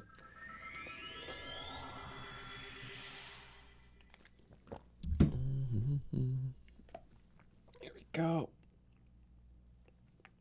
You like how some of the monks had coordinating hand signs? The dueling peaks are mirrored. Really?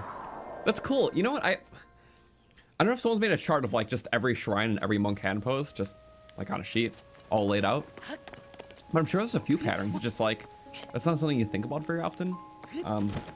The Breath of the Wild one was figured out pretty early because like there was almost a whole year span from when the Great Plateau was revealed. Like there was like gameplay demos of that before the game came out. So a lot of people like overanalyzed every detail in the Great Plateau. So it was easy to figure out things like the hand sign thing. But then when the full game came out and there's like 120 shrines, like there's so many other areas to figure things out for. So I'm sure somewhere someone made like a hand sign lineup of all the monks. And then if you compare like them in different areas, there probably could be connections. Like I didn't know about the dueling peak thing, so that's really cool. There's many duplicate poses? Okay. Well, I didn't even notice because when I was just playing through last time, like every pose felt unique. So maybe some poses get used twice kind of thing. Sometimes it's just like very small nuances though. Like there's similar poses, but like you might have like different rings or something. So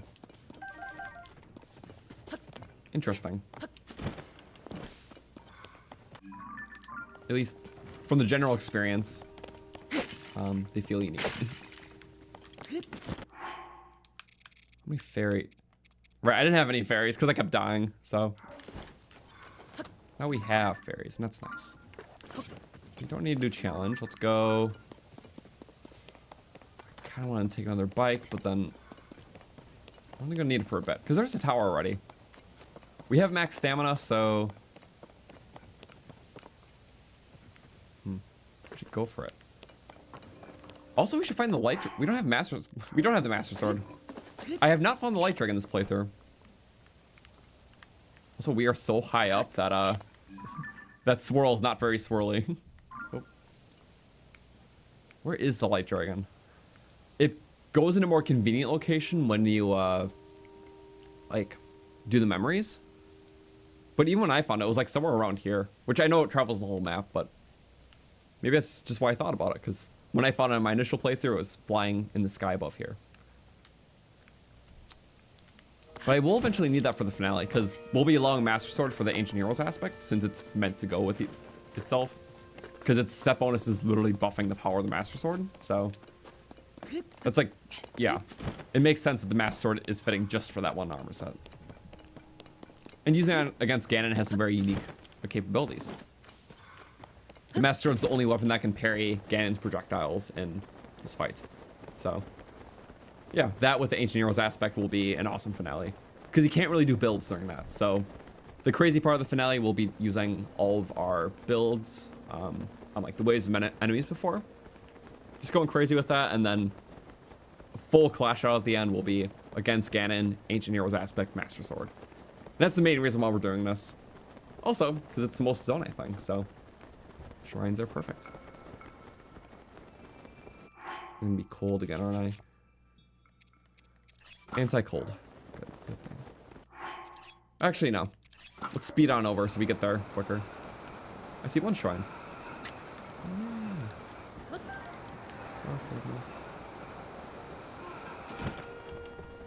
And what else just from the top? There might be one more? Probably like one in the cave, two exposed.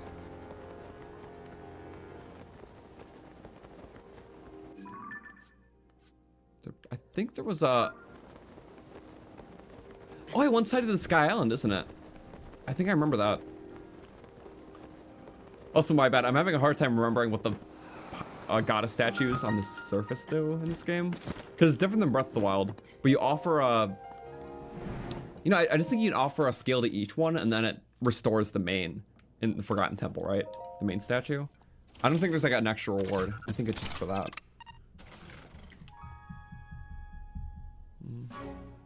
And yeah, have we 100% in tiers? Our first playthrough we did. That's just a thing now. I'm pretty much playing, whenever I play a new Zelda game, I want to play it as thoroughly as possible, because yeah, it makes it a lot more fun just using everything that you've accumulated. It just feels better when you're in those main segments, because you feel more fulfilled. Like you just explored everything to its fullest and then did a main thing. That's Sky right now. But yeah, Tears and Echoes of Wisdom, I 100% of my first playthrough. And it was very worth it. I can say that for sure. You get the Sword of the Sage. I thought the Sword of the Sages was the Typhlo Ruins thing. Maybe that's something else then. Sorry, it's... I would have clearer memories if this wasn't like a same world sequel kind of thing. Because it just... Yeah. Me trying to think of the Breath of the Wild and Tears difference between a similar part. Here. Just fully die. I will need a shield surfing thing. This is actually a fun one. I totally forgot about it. The whole little shield surfing game.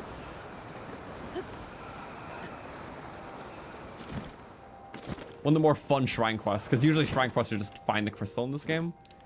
So I definitely like the shrine quests more in Breath of the Wild. That's more just like questy orientated. This game, it's either you find the shrine, like normal, or you move the crystal somewhere. But sometimes you use unique ones like this. So I think shrine quests were better in Breath of the Wild. I think the combat shrines were better in this game. And everything else can be 50-50 with the rest. This is so cool. Sorry. The sky.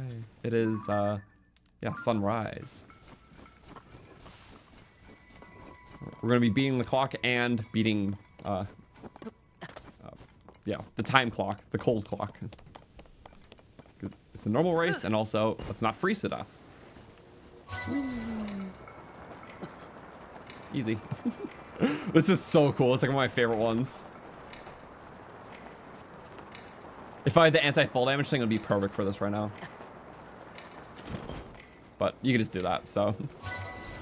Realistically, his arms would rip off from that, but we're not here to be realistic. Also, you don't want to fail this one, because I'm pretty sure you have to go all the way back up then. So let's not fail. And then we go here. Little cold guys and cold camps. Is that it? Okay, just to make sure you can't fail that. I don't know, I like snow races, and I think putting one here was nice. Because this mountain's pretty fun to go down, but there was never a race thing in the last game.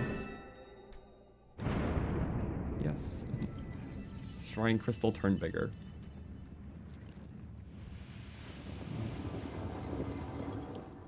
Cool. With dragons.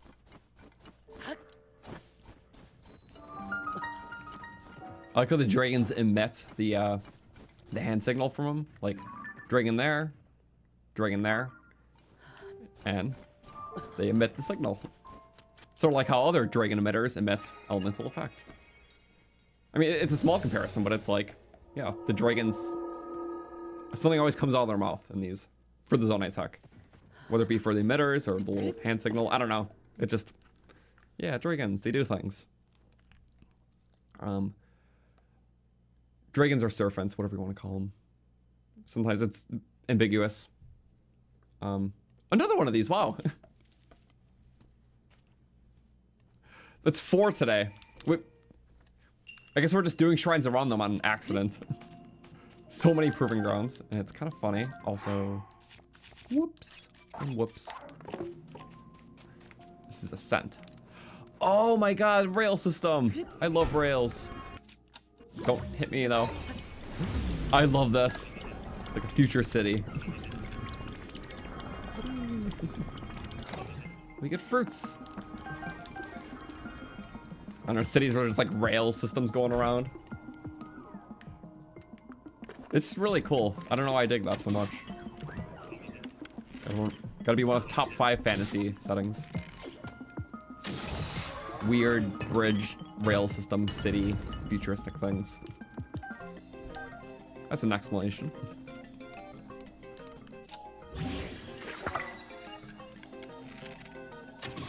Oh, you have parts. I'm sorry, I changed my mind. You were good, but this is better. Oh, don't take the rocket, just take that minor tick damage until you don't want to anymore. That's understandable. There we go. Fire interrupts him at least. Ah.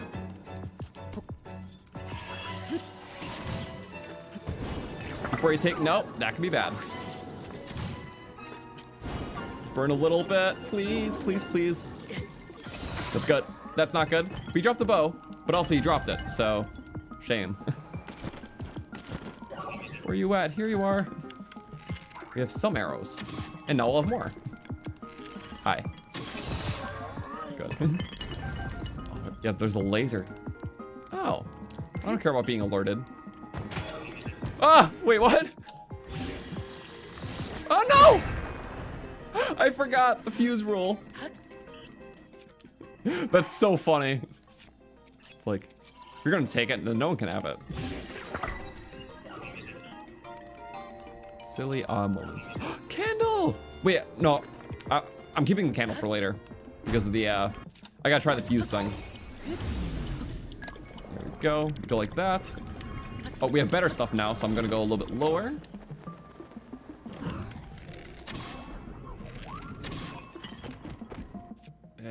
Oh, I had a bit. It would have been slightly better, but still. Bye-bye. No. I guess I can do the simple fire throw. Shock does more though. A lot more actually. You're not conductive, so I don't die. Good to know. Oh, I think the arrows were there. Phenomenal to know. Whoa. Don't worry, we'll still figure out rocket shield and when to use it.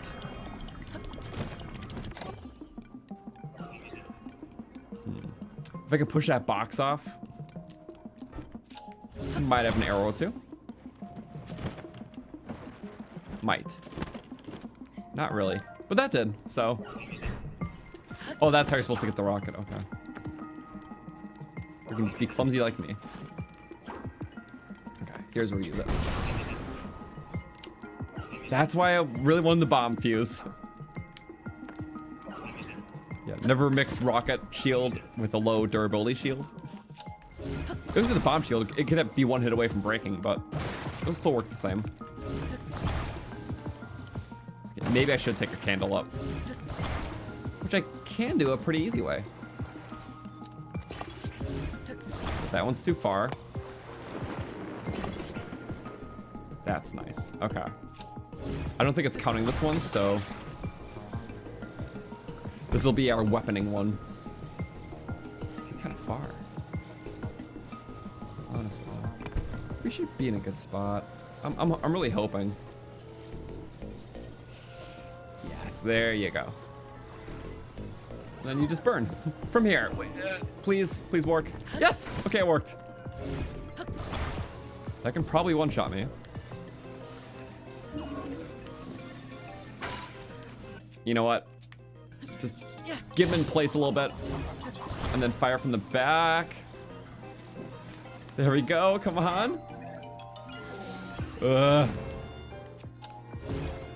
a way of activating. Oh, yeah, I forgot. We still have arrows.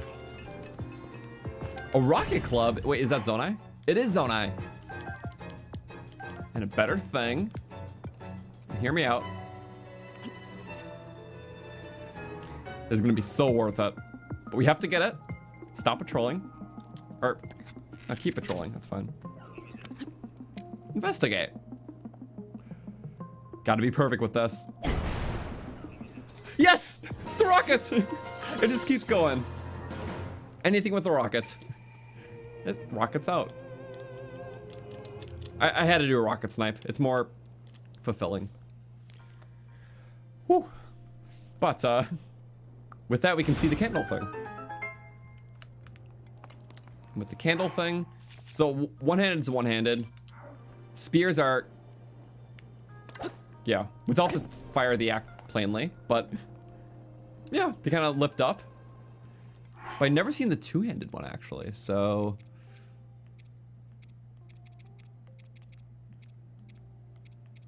Are you kidding? We don't have a two-handed weapon to test it. Since when do we don't have two-handed weapons? Unless we...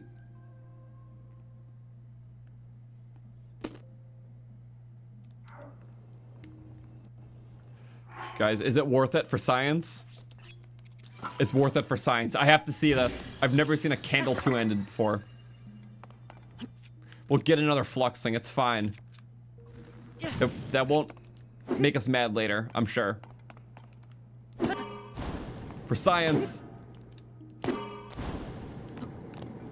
just throw it or something. Please fire. There we go. Yeah, he holds it just even more broad. Okay. Yeah, it looks... So he uses two hands for it. We know what a one-handed thing looks like already. There we go. This is the coolest one, just very ceremonious. Dun, dun, dun, dun. This one's just very bulky. Okay, it hit the wick specifically. There we go. No, I'm not a wick. It just doesn't want to do it anymore, I guess.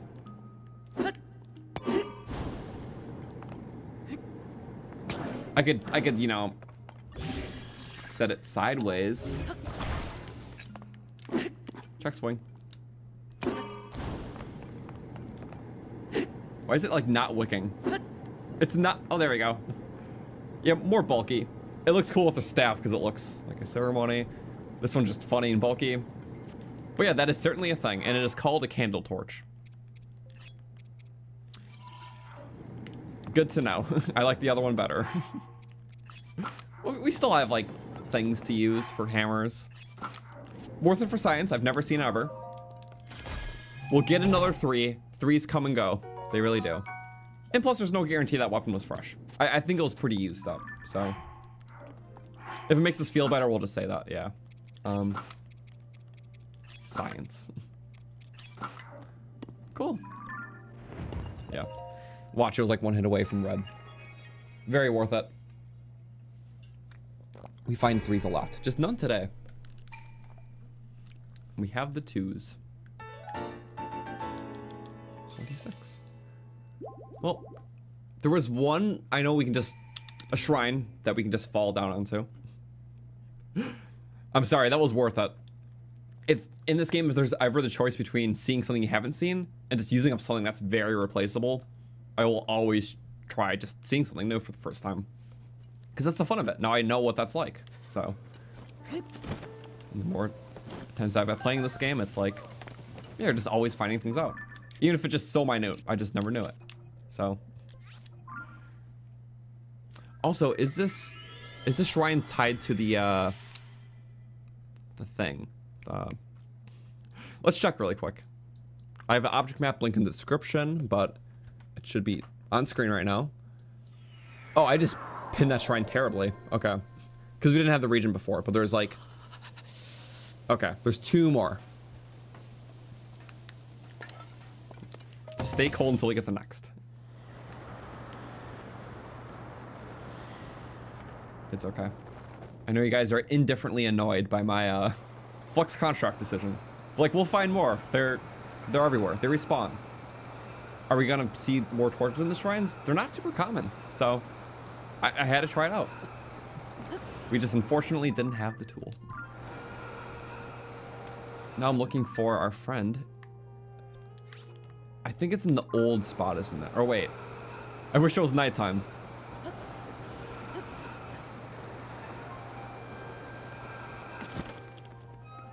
I don't have to redo the ascent.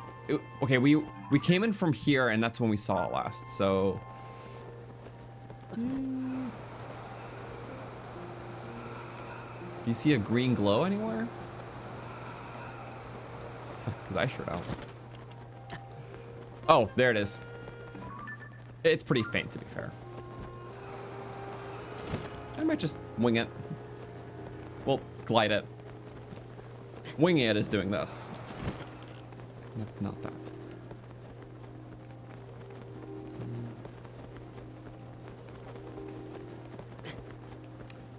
Yeah, just freak out. Cold. Okay, so that's where the shrine was in Breath of the Wild. It was like the follow the 3 tree thing puzzle, and then the cave was to the east. So this one's just kind of like on the side. I guess there is kind of a path. Yeah, going from that talus to here-ish. Oh, we do have this though. His little footprints. Wait, I see meat.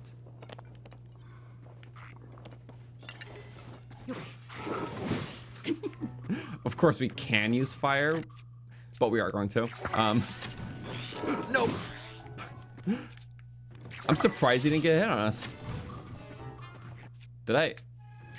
Oh, there. Ow! Oh! Oh, that was brutal. We're not dying to this guy. Okay. Yeah, you get shattered for like double damage. It's not triple damage, like what you do to enemies. It's still bad though. Link takes the elements a little differently compared to his monster friends. So he's a little more elemental resistant. Because yeah, you usually get shattered for triple the amount, but in Link's case, it's only double the amount. Which, if it wasn't that way, we would have been dead, so.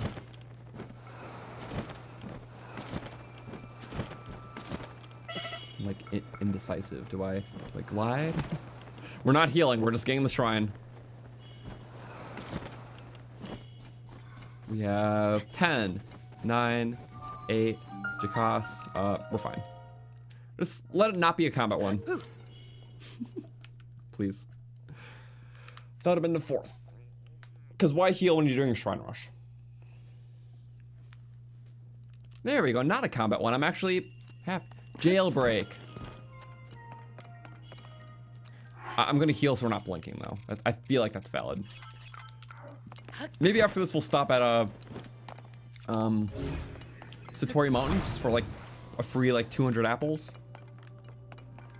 Which I think would be nice. Let's see. I want to go in there. That's a little ascent. So to do so, yeah, I think I just want to go to that one actually. It's kind of clear cut. This basically forms a staircase over. I don't know what the point of that one is. Just so I can climb that left block.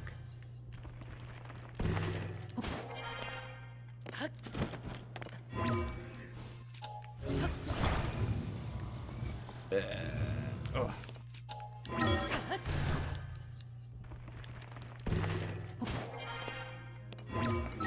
Go. Yeah. Unless you have a rocket shield, it's pretty like... That is the one solution. It would just mirror it on this side, but I don't think you can really get up that way. There wasn't a secret now. Well, ascend puzzles. I wish I can just wing around, but... Oh, now we're just creating an ascend platform. Scary. What do you know? The chest is just here. Proceeds to go into my 8-second rants of why I think the chest placements were better in Breath of the Wild. In this game, they're just like right there. There's no puzzle attached to them. I like how Breath of the Wild had the alternate puzzle. But I feel like I say that every time, so it's hard to refrain myself. But yeah, sometimes just having loot's fine as is, because why not? It's like just exploring like a structure, just like, yeah, sometimes you're just looting it.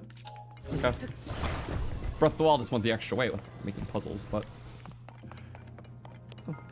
The loot here is cool. I like how it's a Zonaite theme, and it's a bonus reason to do all these shrines. Which you could argue that the magic weapons are Zonaite ones, we just didn't count them, but maybe I could have, honestly. Like, really looking back, if we were to go back in time and change the rules, maybe I could have added the magic staffs. Because they are Zonaite weapons.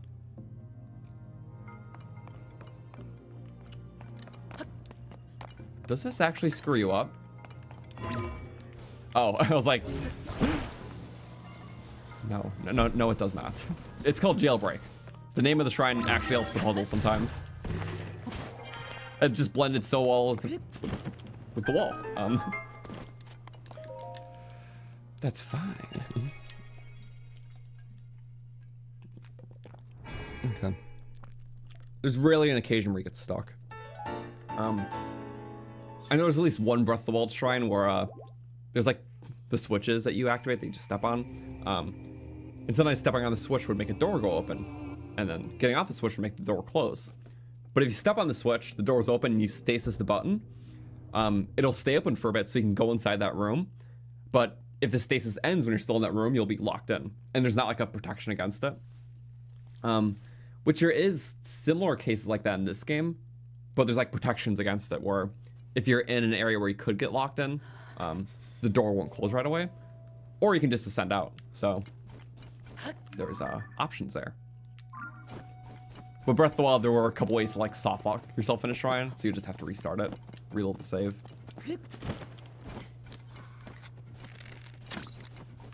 Also, I forgot what cave this was. Okay, we have to go all the way there though. I just wanted to see what cave this was, because this is kind of a cool opening. Oh, okay. I remember this one. Wait. We could do something really cool here. Not that we need to in any way, but I just actually just really want to do something.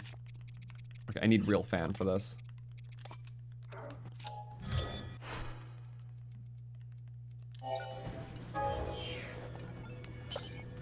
Okay. I always want to take like nimble aerial vehicles through like tight structures because it's just kind of cool. And this one is like a very elongated cave. This could be terrible or awesome. But let's see. Oh, the spikes do a number. I think this is the cave I was thinking of. Where's the way forward? We're figuring it out. I think there's an opening at the end. That's what I'm banking on. Keep going, keep going. Yes. Go down a little bit. Push them. Please, please. So cool. It's like a trench run. There we go. Can we... You know what? We did all we could without stopping. That's really awesome, actually. Yeah, I wasn't about to fit through that. Oh, and this leads to, wait. Yeah, that's the Bioteno area. I forgot it literally leads straight to the shrine.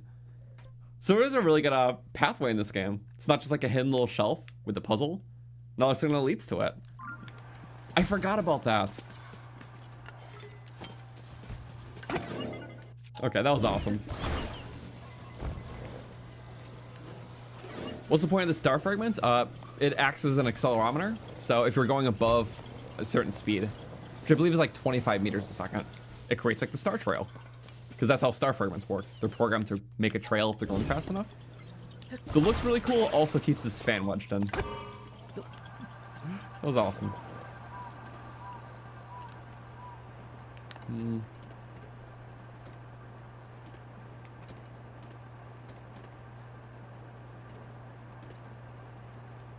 How do you see me?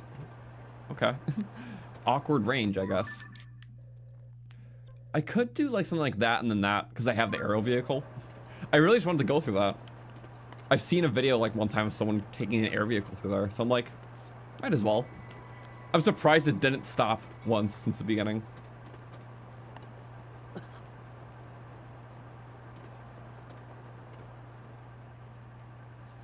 Also, I don't think the star fragment keeps the vehicle from respawning. I think it just, that's more so for the dragon part.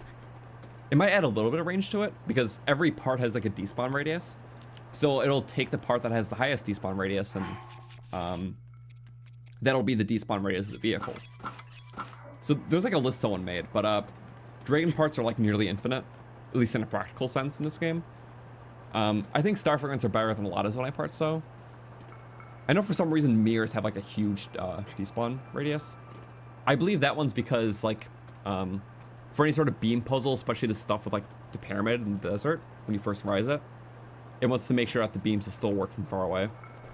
So if you have a mirror on your build, it does increase the respawn radius by a lot, or despawn radius. But I just know dragon parts are the best. So yeah, there's a lot of it's physics stuff. It's really unique, but it's definitely a thing. But yeah, see how fast we're going? Just light trail going on. I believe this one's a cave that's underneath, which is so handy.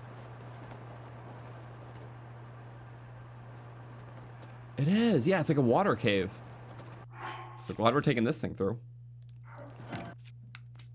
Okay. You gotta regain the stamina. Perfect. If you recall it, if you're flying fine, you'll probably stay on fine. Do I have the step bonus? I do. Only take 14 seconds then to regain all that. And then just activate whenever you're ready. Oh yeah, I forgot. I gotta turn it back on. That was a good spot to do that then. Perfect. Now we're going in full. I love this thing so much. It goes way faster than an hoverbike. There's some oddities with it, but just the speed it can go, especially while downhill, and yeah, the better turning radius too. In some situations. It's ultimately harder to drive than a hoverbike, but a lot more fun. There we go, and we nimbly, oh. There we go. I like taking this through caves. This is so cool. Just Star Wars trench run. Whoa. Okay, first fail. But you know what? Pretty good. That was a lot more unique than it could have been.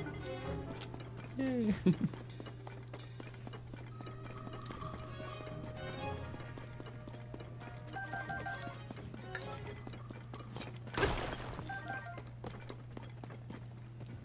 Wrong button.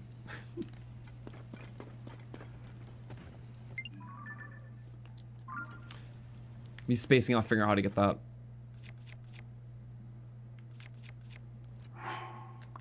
Bomb? I might just do a bomb, but okay. Or order events. Sorry, I was trying to remember not to go in the shrine yet because I want to. You're kidding me. Well, now my air vehicle is not going to be as good because I just slipped the part that made it work out.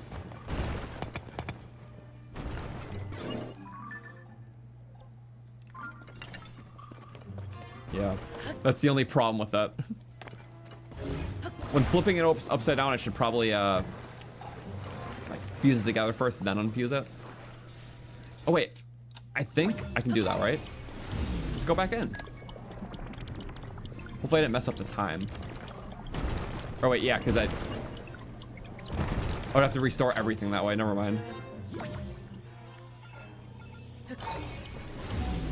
Yeah. So I just messed up.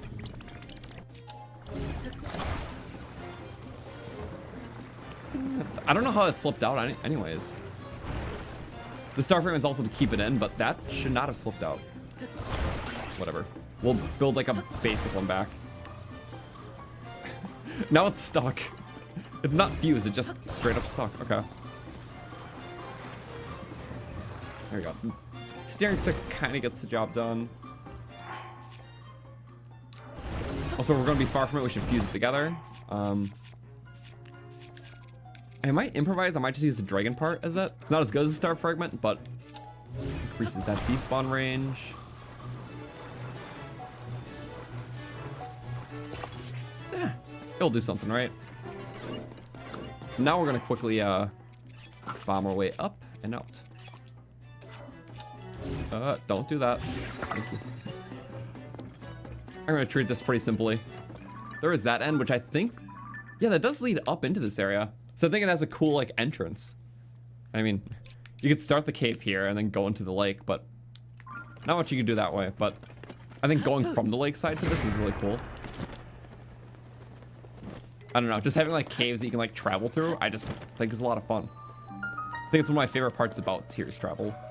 Just like how caves connect the landscape in different ways, and therefore like affects the routes. Especially with the ascend move to like get new heights. It's like, I've always liked the canyon in Breath of the Wild too. For like a similar reason, it didn't have caves, but it had like all like the platforms to like kind of go about. So sometimes you could take the main route through the canyon, or kind of like the ramps up to explore the heights. But it's also why I like this game's canyon, because there's now caves that lead through it too.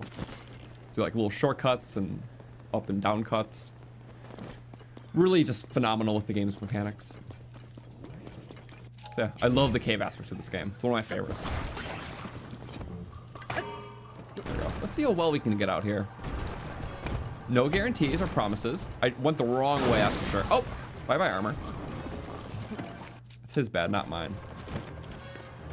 Let's hope our fan doesn't leave. Wow. That's... something happened. Nothing good. Wow, yep. Not having that star fragment is detrimental. But it'll get us to the next objective, which is the point. So... thank you, like. He's just pushing us along. Like, just mildly.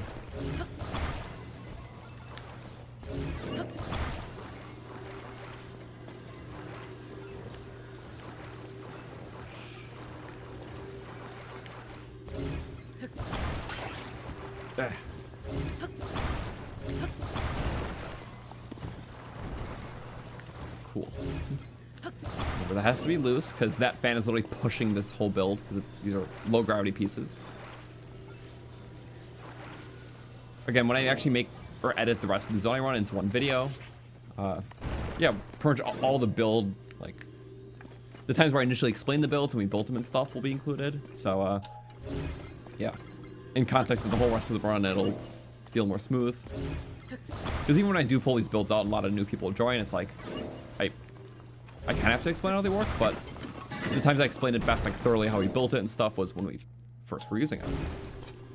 But yeah, these pieces are very low gravity. They're like the rail pieces from the construct factory, but they're meant to be for an elevator, so that's why they're so low gravity. But in this case, yeah, we have a build so anti-gravity that a single loose fan that's literally contained in here can push the whole thing. And it works so well with gravity that just goes really fast downhill. Oh, I am just really messing up. Like, my bad, and my bad. I deserve that, I think. It stayed in, that's crazy. Wait, just keep pushing, right? Yeah, you do your thing. That. So yeah, it just has to be separate because you can't have something attached and still push. I use the analogy of the reason why it doesn't work with the fan attached. It's like if you're trying to pull yourself up by grabbing your arm and then using your other arm to like pull yourself. Like you can't do that. Like an external force would have to like crane you up, but you can't use yourself to push yourself up. So that's why the fan has to be separate because that's the fan that's pushing it. The back fan is literally just the thing that allows it to turn. So yeah, just thought that was unique. Also, ideally, we should take this to the last cold area, but since we're here, we have the build out. It's like the best way to get there, so I figured might as well. Also, how long will the stream be? I definitely want to get these next couple shrines, so yeah, I'm not sure. Like, no more than an hour though. Also, yeah, we don't have the accelerometer with the star fragment. It's still going fast, we just don't have it on the build yet. Right this second. Oh, we need a crystal. Oh, look at the water. Oh my god. The orange water looks so good here. I love this location. I believe we're going through here though. It'll weigh it down, but I think as long as we go in the cave. Oh, almost perfect. If only it was actually perfect, though. This is awkward. Let me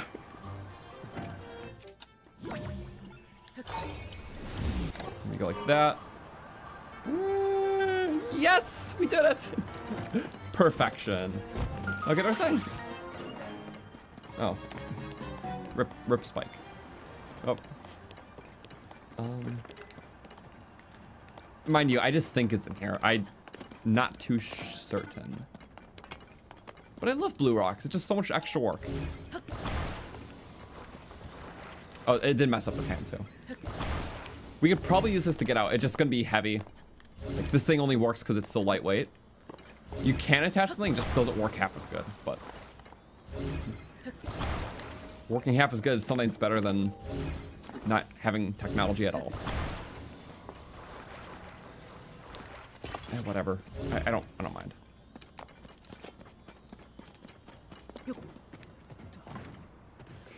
Now, Yunobo's like the funnest way to do it because you insta-break everything. But you know what? There is a fun way to do it. I have to try a fun strategy, not just using rock weapon, right? I think our fun strategy here would be attaching some sort of blade. We have a billion of these, so might as well. Bombs work well. We want to create safe bombs without using arrows. I mean, you can use arrows. You can throw them too. But if you want to get really personal with these guys, well, not like that. There we go. Bombarium. It's more fun. I see it behind the waterfall. I'm not even gonna interact with this. It's just this one. I think the other one's just for a bubble gem. Also, I assume there's gonna be like way more rocks, so pardon my build up for that. You can bomb. I'm just gonna bomb it twice, just maybe get some gems or something. So yeah, you do A first, because if you do it afterwards, it just picks up the bomb with the A press. But if you start it and like a frame later you hit the up D-pad, it's like a flam. Drop, boom. Drop, boom. And that time I didn't get it fully right. Also, that just gives me parts. Oh well. Still cool though. Stuff I like doing. Thankfully, I don't think the water's weighing it down too much. This will be it for the vehicle today. After this, we'll probably just go to, we'll finish the shrines we did and then get the 2 in the Highlands. And then, yeah, we'll have a good chunk done. That's not really going to keep it in, but you know what? For this small thing we're doing, we'll make it work. I love Lightning Larry. And it won't go. Yay! It's kind of working. Okay. It's very heavy. Faster than walking it, for sure. Because there's all this water. You know, I think it's actually just perfect for the task. Not too extra, not too little. It's just right. If I would have died. Ooh, Ugin. Please just. Yeah. And then, yeah, we'll do both at once. You either examine the stone or examine that to start it. Okay. Also, yeah, can you just auto build to reset? It's like you can, but since we're not working with a lot of real parts or like Zonaite parts, it'll just use up a lot of Zonaite. So that's like the big problem with auto building stuff. That's not just Zonaite parts. Otherwise, yeah, always try to use all your own parts because one, it's cheaper to use the Zonaite stuff you get to fill dispensers to get parts than it is to just the 3 Zonaite per part for the auto build. And 2, if something ever snaps off and you're using a build, you can just auto build it back together instead of repaying for the price. Which is why anytime there's a Zonaite device involved in the build, I try to make it a real one. If I have the part, which I try to make sure of that. But yeah, in cases where there's just a lot of non-Zonaite parts and just like building parts, like this had a lot of rails. Even with the 2 fans and the stick, there's still like, what is like a 20-some cost? Yeah. That's like the whole explanation of why we do things the way we do. Some of our builds are almost all parts. Oh, that's really good. I think we're at 5. We were at 2 for a while and trying to save some because we used like 1 or 2 before in the run. But I think we've gotten almost every big battery that you can get before max battery. Because there's only like a finite amount of big batteries in the world. I don't know the exact amount, but I think it's under 10. Just in chests. Maybe around 10 or a dozen. But the only way to get them afterwards is to, well, once you get max batteries, there's like the shop that opens up. Instead of the battery depot, you use crystallized parts to buy things. So you get more parts easy. So I think that's handy for late game, because like, you're not just using Zonaite in large charges, you're also using crystallized charges. Instead on battery, use it on having more parts. So it's a good way to use something so it just doesn't go obsolete in the game. So how many shrines were we at? I didn't see. I pinned that pretty good. Cool. We'll do this, then the 2 in the Highlands. We started today at 90 shrines done out of 152. Probably almost at 100. Oh, we are at 100. There we go. 10 shrines. There's 3 more on my radar for today. Yes, Tears is always worth it. You never have to ask me if a Zelda game is worth it. Because I haven't played a bad one yet. And I've played almost all of them. I can say the older Zelda games don't age too well. It's like, they were good for their time. Specifically Zelda 1 and 2. But I think the amount of utility a modern player would get out of them, they're just way more enjoyable games out there. Like, they're just so advanced and complicated because back then that was the expectation for games. They were just shorter because devs were still figuring out how to make games in general. So it was easier to make a short game that was just really hard, and that's how it was padded out.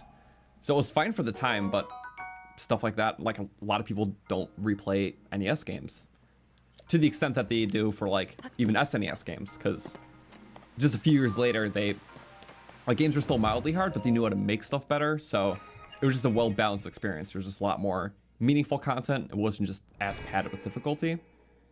And yeah, stuff like Link to the Past is what I'm referring to. Like, it's still hard even compared to like Zelda standards, but I feel like in a much more approachable way where you can get more out of it. There's more variety. So I can never call the original Zelda games bad for what they set up, but to modern standards, it's hard to rank them amongst the rest for that reason. There's definitely essence of them that are very unique and they're fun to play for that. Like for just how open and sprawling the first game is.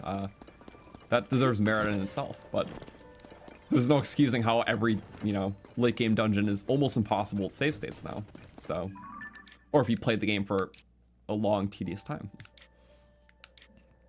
But yeah, I guess that's just my 2 cents on it. Sorry for my tangent. I was just thinking about that. It's like, yeah, otherwise there's really no bad Zelda game. I feel like for every era that the Zelda games come out in, it's been like the perfect game. It's just a matter of which ones have aged better. So, yeah. They're fun. I still have to play, I didn't finish Spirit Tracks. I didn't finish Ages. Those are 2 that if I replayed again, I would, like just start from the beginning, because it's been so long. But the only single-player Zelda game I haven't played is, Seasons. Oracle of Seasons. And that's because I never finished Ages, so I wouldn't play Seasons unless I finished Ages, so I'm kind of hoping for a remake, but if not, I might just play those games. And then I haven't played any of the multiplayer ones, so no, none of the Four Swords, none of the, or not Triforce Heroes either. Which, maybe someday. But yeah, those certainly do exist.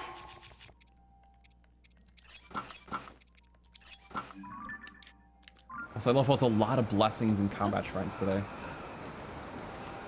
Well, in ratio. Usually it's mostly puzzle ones, but it's been a lot of the others today. That's just how it works. And that shrine's there.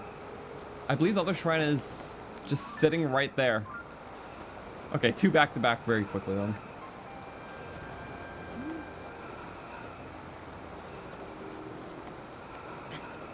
There we go.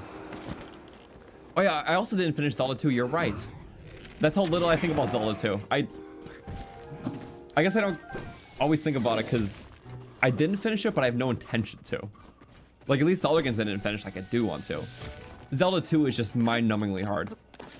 Sorry, I'm surprised I talked that much about Zelda 1 without saying 2. But I was definitely meaning it. And yeah, just unfair RNG fights. It's, you know, giving it too much criticism doesn't feel fair. Just like, of course, that's just what games were at the time, you know? Like, why am I, as someone who wasn't even alive when those came out, gonna judge too harshly? And that's why I'm not. So, I just understood it's like, yeah, they were good for their time. A lot of people had fun with them. And I totally see why a lot of people now don't get into them. As opposed to games that came out the next couple generations that are still loved, like Ocarina of Time. That was also a long time ago, but it's still a very loved game, and it also aged pretty well. Besides, you know, some control things, but the overall essence of the game is just still seen as phenomenal. And very playable still.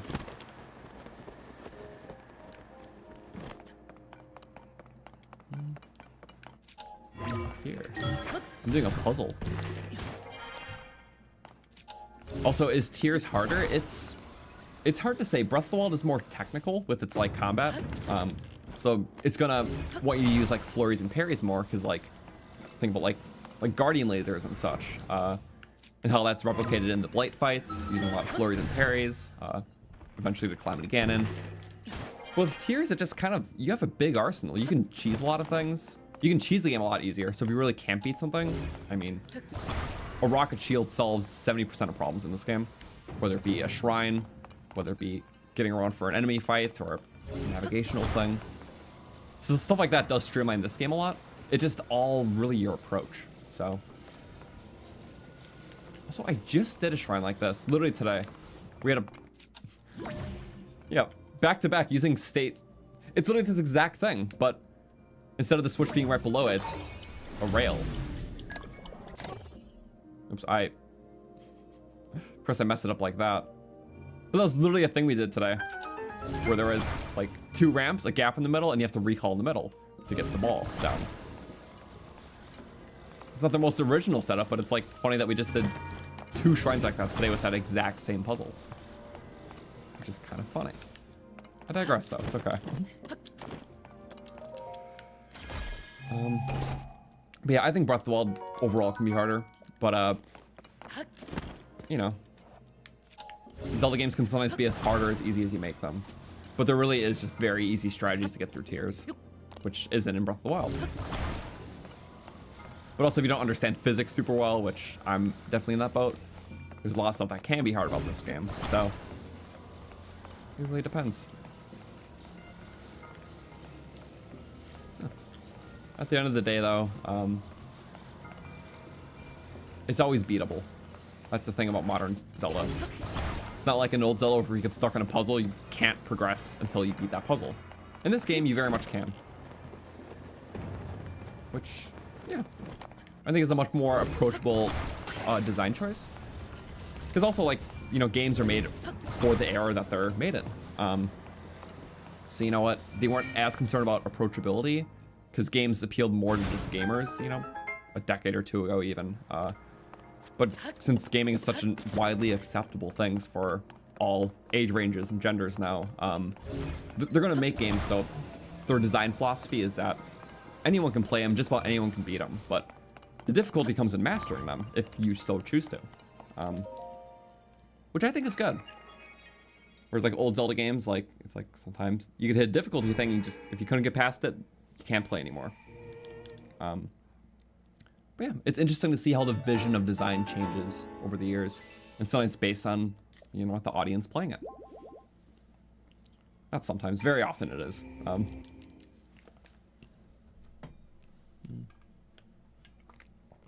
Hello, you just finished watching my entire first playthrough of the game. It took you over a year, but it was worth it to watch me play for the first time. That's awesome. We had a lot of great memories doing that.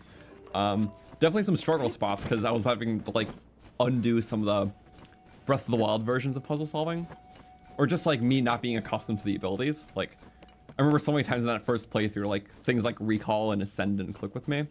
So I wound up like overcomplicating ways I did things. But I think, you know, that's part of the charm, right? It's meant to be a sequel where you have to kind of accept the changes for how they are and integrate the new abilities and, you know, the new puzzles. So I thought it was very fun that way. And I had a fun time figuring everything out, and now we're here and we have a lot figured out, but it's fun to still experiment. So yeah, I'm glad you enjoyed the playthrough because it was a blast. It's like the only time in my life where I was able to just, you know, spend a solid month and a half just mostly playing this game, which was a huge privilege and it was a lot of fun, but I'm very glad. Even when Breath of the Wild came out, I was like a senior in high school, so I was very busy, like, exams and trying to work on stuff for college and all that. So I barely had time to play the game because it came out like March of my senior year. So I was like, okay, wherever I am in life when Tears comes out, like, or when a next Zelda game came out, because we didn't know what it was going to be called. I was like, I need some time just dedicated just to playing it. But yeah, it was very worth it. I'm flying. Depths Pit. Oh, yeah, there's a Gleeok here. I think they removed the Lionel, unless he just moved. Yeah, I think a Gleeok's a worthy adversary. We have good flying stuff now. Oh, there used to be a Korok puzzle there. Also, yeah, I see like a thing to ascend up. Usually didn't have that in Breath of the Wild. But yeah, new routes. So I appreciate that. So I wonder if I can... Because I can't skydive, okay. Well, out of principle, we'll get it, right? Because why not?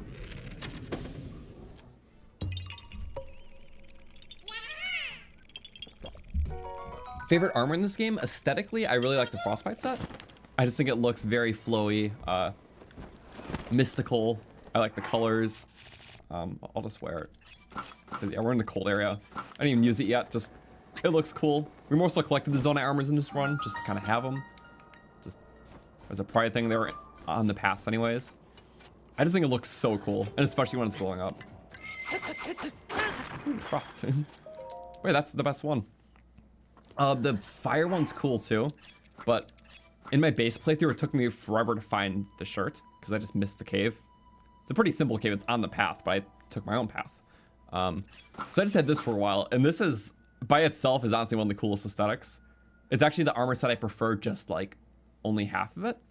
Because yeah, it shows off like the tattoos very well on Link's body. It looks very like demonic. When I eventually got this, I'm like, that is so sick. But I think this has its own appeal too. Just like the tattoos specifically adding a lot. Like as if it's actually like a volcano. It's like you're, well, I mean, either's cool. You know, I can make rationale for it. But yeah, that's what I had for a lot of my first playthrough. And I like it a lot. Lightning one's cool too, but not as cool as these two. But yeah, with the Ember one, it's one of the few times that an armor set looks better, not full. I think some of the other exceptions are the Hylian set. A lot of people like it without the hood, which I do too. But this game looks really good with the hood down. And then, what was the other one? Oh yeah, specifically in Breath of the Wild, the Zora tunic with nothing else. Because like the underwear suspiciously matches the Zora tunic. Like actually perfectly though. It looks like a swimsuit version of the Zora armor, which sounds really stupid because it is a swimsuit, but Zora armor like looks cool, looks aquatic and fishy, but like specifically Link's underwear perfectly matches it, which is a weird thing to say, but it literally does. Like it looks like a, you know, not as full Zora aesthetic. In this game it doesn't work that way because he's wearing like brown instead of the blue underwear. It's still weird to be talking about that, but like the aesthetic, it's color theory. It just works. I don't know. Like, that's all I can say without sounding too weird. But yeah. Also in terms of Zora armor, it's like not everyone likes the fish hide part too, which is fine. But in this game, just so I don't sound like a maniac, see, it doesn't really fit. It's brown. And Breath of the Wild is actually a totally different pattern. It's Zora patterned. So it's like, I don't know. It's like matching the undies with an outfit, but you were actually just wearing the undies. But in Link's sense, it's okay. And we got that one. Ooh, we're just going down. I like going up here. Favorite weapon in tiers. We talked about it earlier. Well, I can add a new one though. I mentioned a Sea Breeze Boomerang with a electric key swing because it's like a Thunderbolt type weapon. We mentioned a Soldier's Claymore with a Big Oran Sword attached to it because the Big Oran Sword's durability exceeds that of the main weapon. So it'll break at the same time, which means that you can repair it before it breaks at a Rock Octo. Really good for spin attacks and grass cutting. One of my other favorites though is the Soldier Spear with a Light Dragon part because Soldier Spear also has like the better charge attacks, so using less stamina. But since it's such a fast hitting weapon and you have the stamina to do so with those charges, every hit heals you. So it's the fastest and most efficient way to heal yourself with a weapon because Light Dragon stuff heals you. Just a quarter heart per hit, but if you charge up a big volley, you can do it very quick with, especially the Soldier, or yeah, Soldier Spear charges really quick. Yeah, just all around good for that. So I think it's a fun way to heal and fight. Wait, that's like 3 I can think of right away. I think a cool aesthetic one is the Dusk Claymore with Frost Gliak Horn. And yeah, I don't have visuals to show. I'm sorry. I would otherwise. I like talking with visuals, but I know we're just kind of going around chatting about stuff today. So I'm doing my best to create imagery. But the Dusk Claymore is like that glowing one, like the Sword of Six Sages, whatever. It just glows pure white. It looks cool. Frost Gliak part looks just like a frost weapon. It's kind of magic-y looking. And the Frost Gliak parts never lose their charge. Where other elemental weapons, you use them a couple times, you lose your charge. You gotta wait a couple seconds to switch weapons otherwise. But yeah, it just looks cool. Is cool. Frost Gliak is good. Stacking a path. Can't I just ascend though? Oh, yeah. And it actually is good too. That's too convenient. Again, if I redid the Zonai Run, I might have included those, but at the time it wasn't what I was thinking of.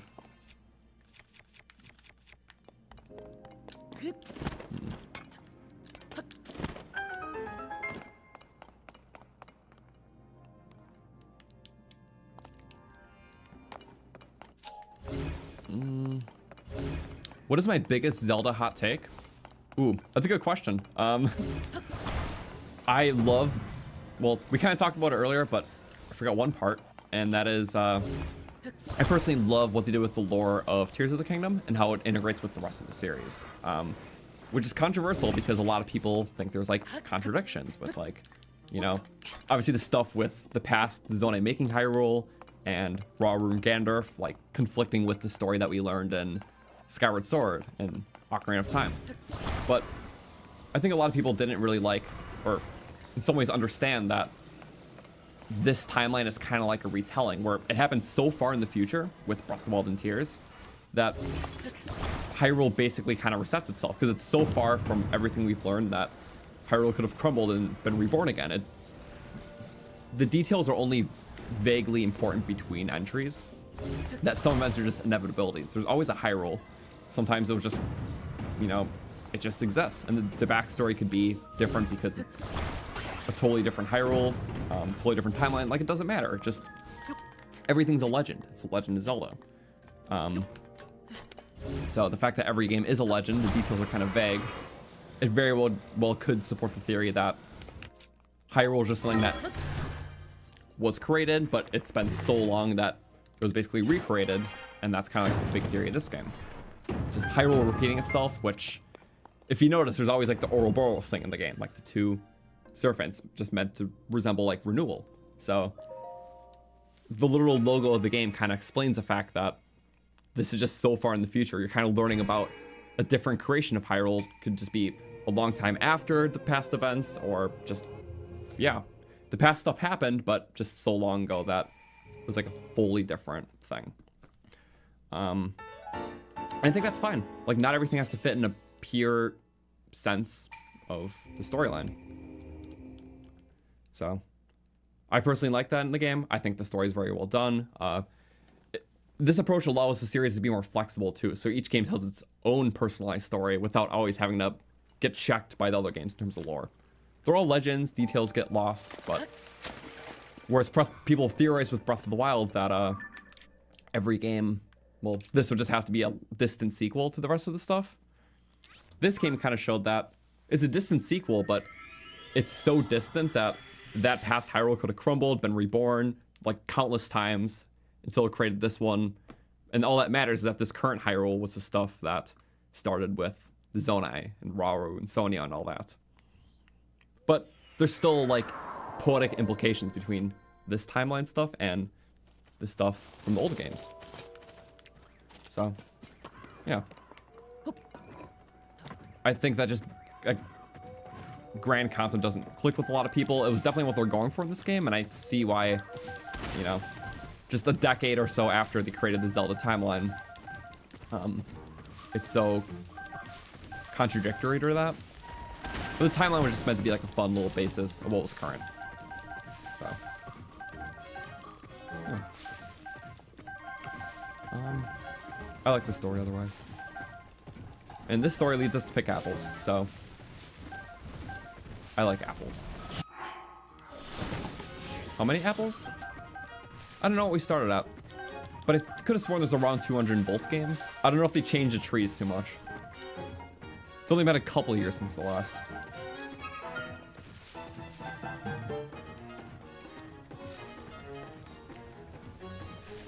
Oh, okay.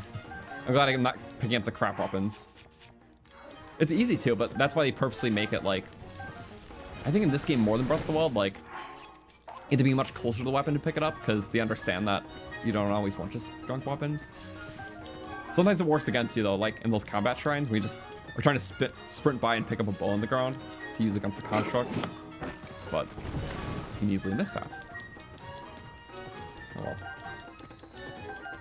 Fine for now though. Also, yeah, on a side note, this is definitely the best apple picking way. No one can convince me otherwise.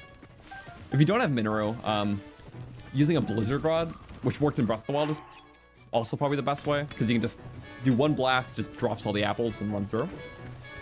But height rarely is an issue. You can't get those top ones, but I think overall the amount of speed and utility you get out of this method is the best. Because you're not wasting any durability then too. And you're only missing a couple apples, like some of the top ones. But you're not spending any resources to do it. No durability cuts on trees. You're not like using the blizzard rod durability. You made one for that. Some people have like an auto build favorite where they just have like, they clump 20 apples together and then they drag the auto build out and then all of the apples get snagged off the tree to the auto build. And that's also like, you know, a pretty fair way to do it. That just requires you always having an auto build done. Which, you know, you only get 8 slots. And it's still a little bit slower than the Mineru method, but you can get everything that way. Only thing is you gotta make sure to have some golden apples in the auto build. Otherwise, it won't snag those. So, yeah. Also have to zigzag because I don't go in straight lines. I just pick apple. Oh, I parried him. That was a very much so a blind parry. I could not tell what was happening. 145. Okay, so already over 100. Maybe 200 was exaggerating. I just knew it was an amount. Why cook when you can just apple grab? Another thing I want to do really quick. I guess I can cut the ones that, yeah. Not as worth it though. Alright, I can't always hit. Ow. Jump for the last. Another spot, I just kind of am doing things that I was thinking of loosely. Here, let's go there, get some more parts, and then figure out what our final little thing will be. We like apples though, and we like free Zonai weapons, so that's what we're doing right now. Okay, we're at 104. Okay, so we did 14 shrines today. Last year we did 16, but it was also a lot longer. Also, I'll drop the weapons. I was like, I'll do that at the end, because, you know, I dropped 2 of them. Yeah. Let's get our freebies. We should get a very good spear for fighting flux constructs. We should get a really good two-handed weapon to put the flux construct parts on. So we actually get a new one. And the bow. Always that, yeah. We'll always have enough. Every blood moon, this comes back. Why cook meat? Just apple. Always just apple. Apples are delicious. Yeah, especially in a challenge run sense. Sometimes the flow of the adventure, just I'm just going about doing things. If I die because I'm low. Cooking is fun, but I prefer to do my cooking in like long binges, so that's why we've done like cooking challenge runs, because it's fun to just focus on it as its own thing. But yeah. Otherwise, I don't cook a lot, especially in runs. Oops. When I'm first playing a game and like cooking theme runs, we cook a lot.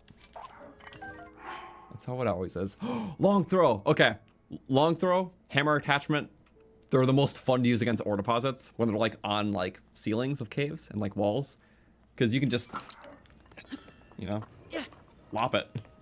Long throw is so awesome in this game, but specifically for mining. Otherwise icky. But on two-handed weapons, yeah, they're just really good mining weapons, so you don't have to use like bomb arrows or anything. Because in Breath of the Wild, they'll make the loot scatter. But this doesn't. So I personally like that. I'm like, what's actually low durability here? I don't know. No, weapon slot could have been nice, but you know what? We don't need long throw swords. We're real. Okay. We don't need it every weapon. But it's just those six. It's, you know, a bow, a shield. What was it? Yeah, one bow, one shield, one spear, two-handed, and then some ones. Wait a second. Is that? We need that. Okay. It's really just a matter of being at the right place at the right time, and we haven't seen her all run. Maybe this is a good stopping point after this, because we need this for the finale. We just can't use it till then, but I needed a point where I actually saw this. And I didn't, so you know what? We're doing it now. I have just enough fans to go there.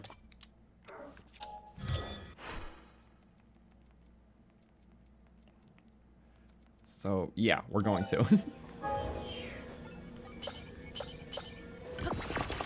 Okay.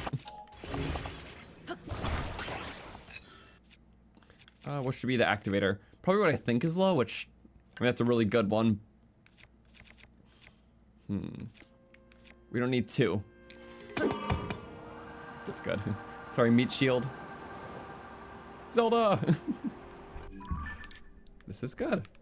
We still have some sky stuff to do later, but we're mostly through them. That's good. Where's the 100th death? It's just always 99. Looking like a max rupee counter from an old Zelda game. Always 99. Nothing more or less. Hey, we got a bunch of fairies after the last one. So maybe we'll actually be good. Who knows? Well, I should equip my, yeah. Drain half as fast. I mentioned this at the start of the stream, and I also put in the description. There's one micro we changed about the run, for those who didn't get the memo. We originally said we're gonna get max battery, so like all 2 rows. But considering it took almost 20 streams to get to this point, and just the 7 extra batteries, plus the first one, we're not gonna go for max battery anymore, because there's just gonna be countless hours of just grinding enemies in the depths, and I'd rather save the time for more unique things. So I think doing all these different shrines is more unique. We already had tons of time in the depths this run, just killing monsters, and that's going to be in the video too. So we don't need more of that. We're just capping it at all the green rows, which I think is fitting, because then we have all green batteries on us too. And it looks like the Zonai aesthetic. I'll say the batteries drain on real time. It's hard to see because it's so small, but they're gradually getting smaller and smaller on me. But yeah, that's like the one rule that we're changing. Just to avoid countless streams of just tedious grinding. Which was fun because we tried so many things against bosses in this run already, but doing any more would start going down the realm of tedium. So I'm just going to focus on shrines, getting some more parts, maybe some more upgrades, and then doing what we need to. I love that trail so much. It's the coolest thing. Hello. Jump. Don't mind if I do. I'm just going to nab some parts first. Like Dre again. I know, swords awaiting. Just don't fall off and we'll be okay. It's the first time we're here, so 3, 4. Right, there's wind. 5, 6, 7 out of 12. At most 12. I want to do this first. 8, 9, 10, 11, 12. There we go. I don't know if they spawn randomly on our back, but still, just get them now. That is such a cool effect. You only see it during this. Good excuse to get close. You know what, since it's cold, let's be stylish about this. With meat shield, we'll be a purist for now. Running on the back. No, I can't get the horn right away. I don't want the color to fade. This is so cool. I've only seen it the very first time I played. Master sword. Well, she blinked. I was freaking out when I saw this too because I didn't see the memory either. So just like, what's that thing on her? It's so pretty. That's the soul. Like I was just like in disbelief.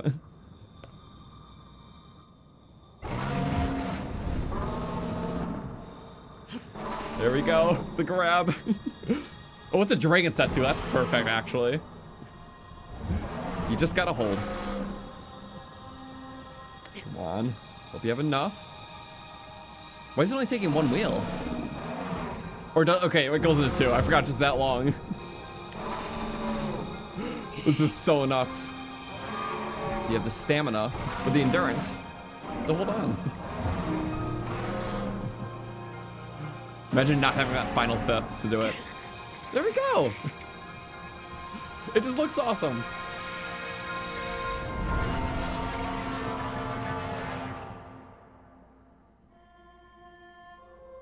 The grab.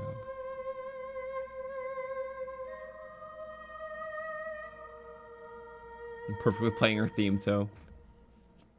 If you didn't know already. Okay, we're watching this. I'm sorry. 2 in the zone.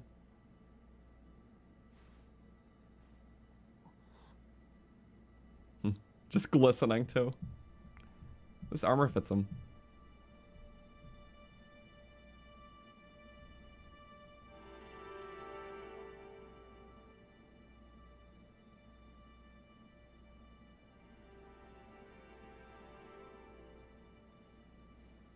And it's restored. The fact that she just had to hold it there for thousands of years. It really adds so much weight to the story. But the fact that she endured all that. Her resolve is infinite.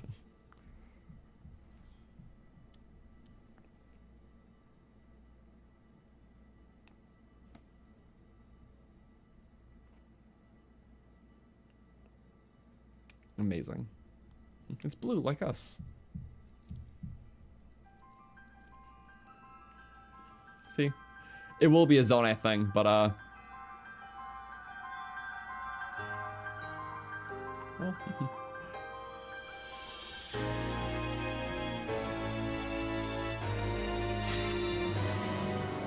shot.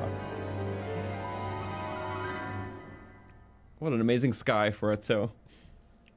Link. The fact that the dragon was all just I don't know. The cinematography perfect. The Master Sword. Your sword. She is the key to destroying the Demon King.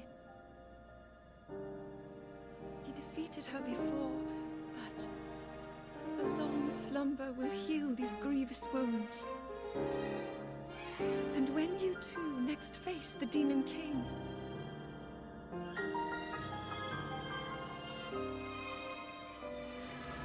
you will have my strength to help you through her. Link, you are our final hope. I pray this sword reaches you in the future. In a way, the draw, or she's animated very stilly because it's like represents kind of like her stasis of, you know, being this dragon now. It was so interesting because it's how it gradually clicks for a lot of players that Zelda literally just is that light dragon. It's like it's not something that resembles her like how some people thought. Like that's literally just her. Until it's revealed, it's like slow to for people to accept. But it kind of shows something like that. Just Zelda just floating in like a white stasis. Like that's probably been her life for like eons now at this point, which is super overwhelming to think about. But yeah, she truly does bore unlimited resolve. Also, yeah, I forgot we're dropped off here. Yay! Healed by its time with the light dragon. We'll have to put it away until the final fight though.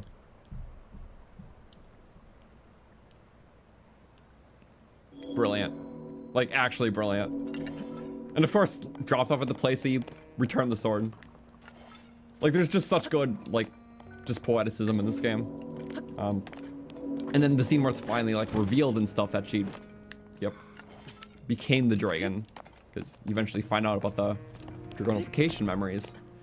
It all starts to really click, and I like when stories do that with, like, it's very slow to accept something. Like, there'll be so many signs of it, but for the viewer to actually understand and accept that for what it is, this is definitely a big thing, where if you got the light dragon early before seeing those memories, which I did because it was just there and I saw a glowy thing, yeah, it was like hard to fully accept that that's not just Zelda, you know, who gave it to this dragon, and this spirit, and this dragon resembles her in the same way like other dragons could resemble like the past gods. Like, she is that. And there's a lot of signs just clearly in that cutscene that looking back makes a lot of sense now. So I like how they do the foreshadowing with that. Really cool. Okay. Well, today we got 14 shrines. We finished the armor. We got the Master Sword. And that leaves us a big step closer to what we got to do. We'll train the orbs all in one go. I forgot to do it, but this is kind of a very good stopping point. So, in terms of what I'm doing, I won't be free to stream until next Wednesday. So we're doing this every Wednesday. until we finish the run. So yeah, we'll be here again before we do a lot more shrines and upgrades and things like that, making our way to the final dungeon. So we're in the final streams now for sure, because we only got like 40 some shrines left, I think. Yeah. And then we'll start the next run after that, which I'm very excited for.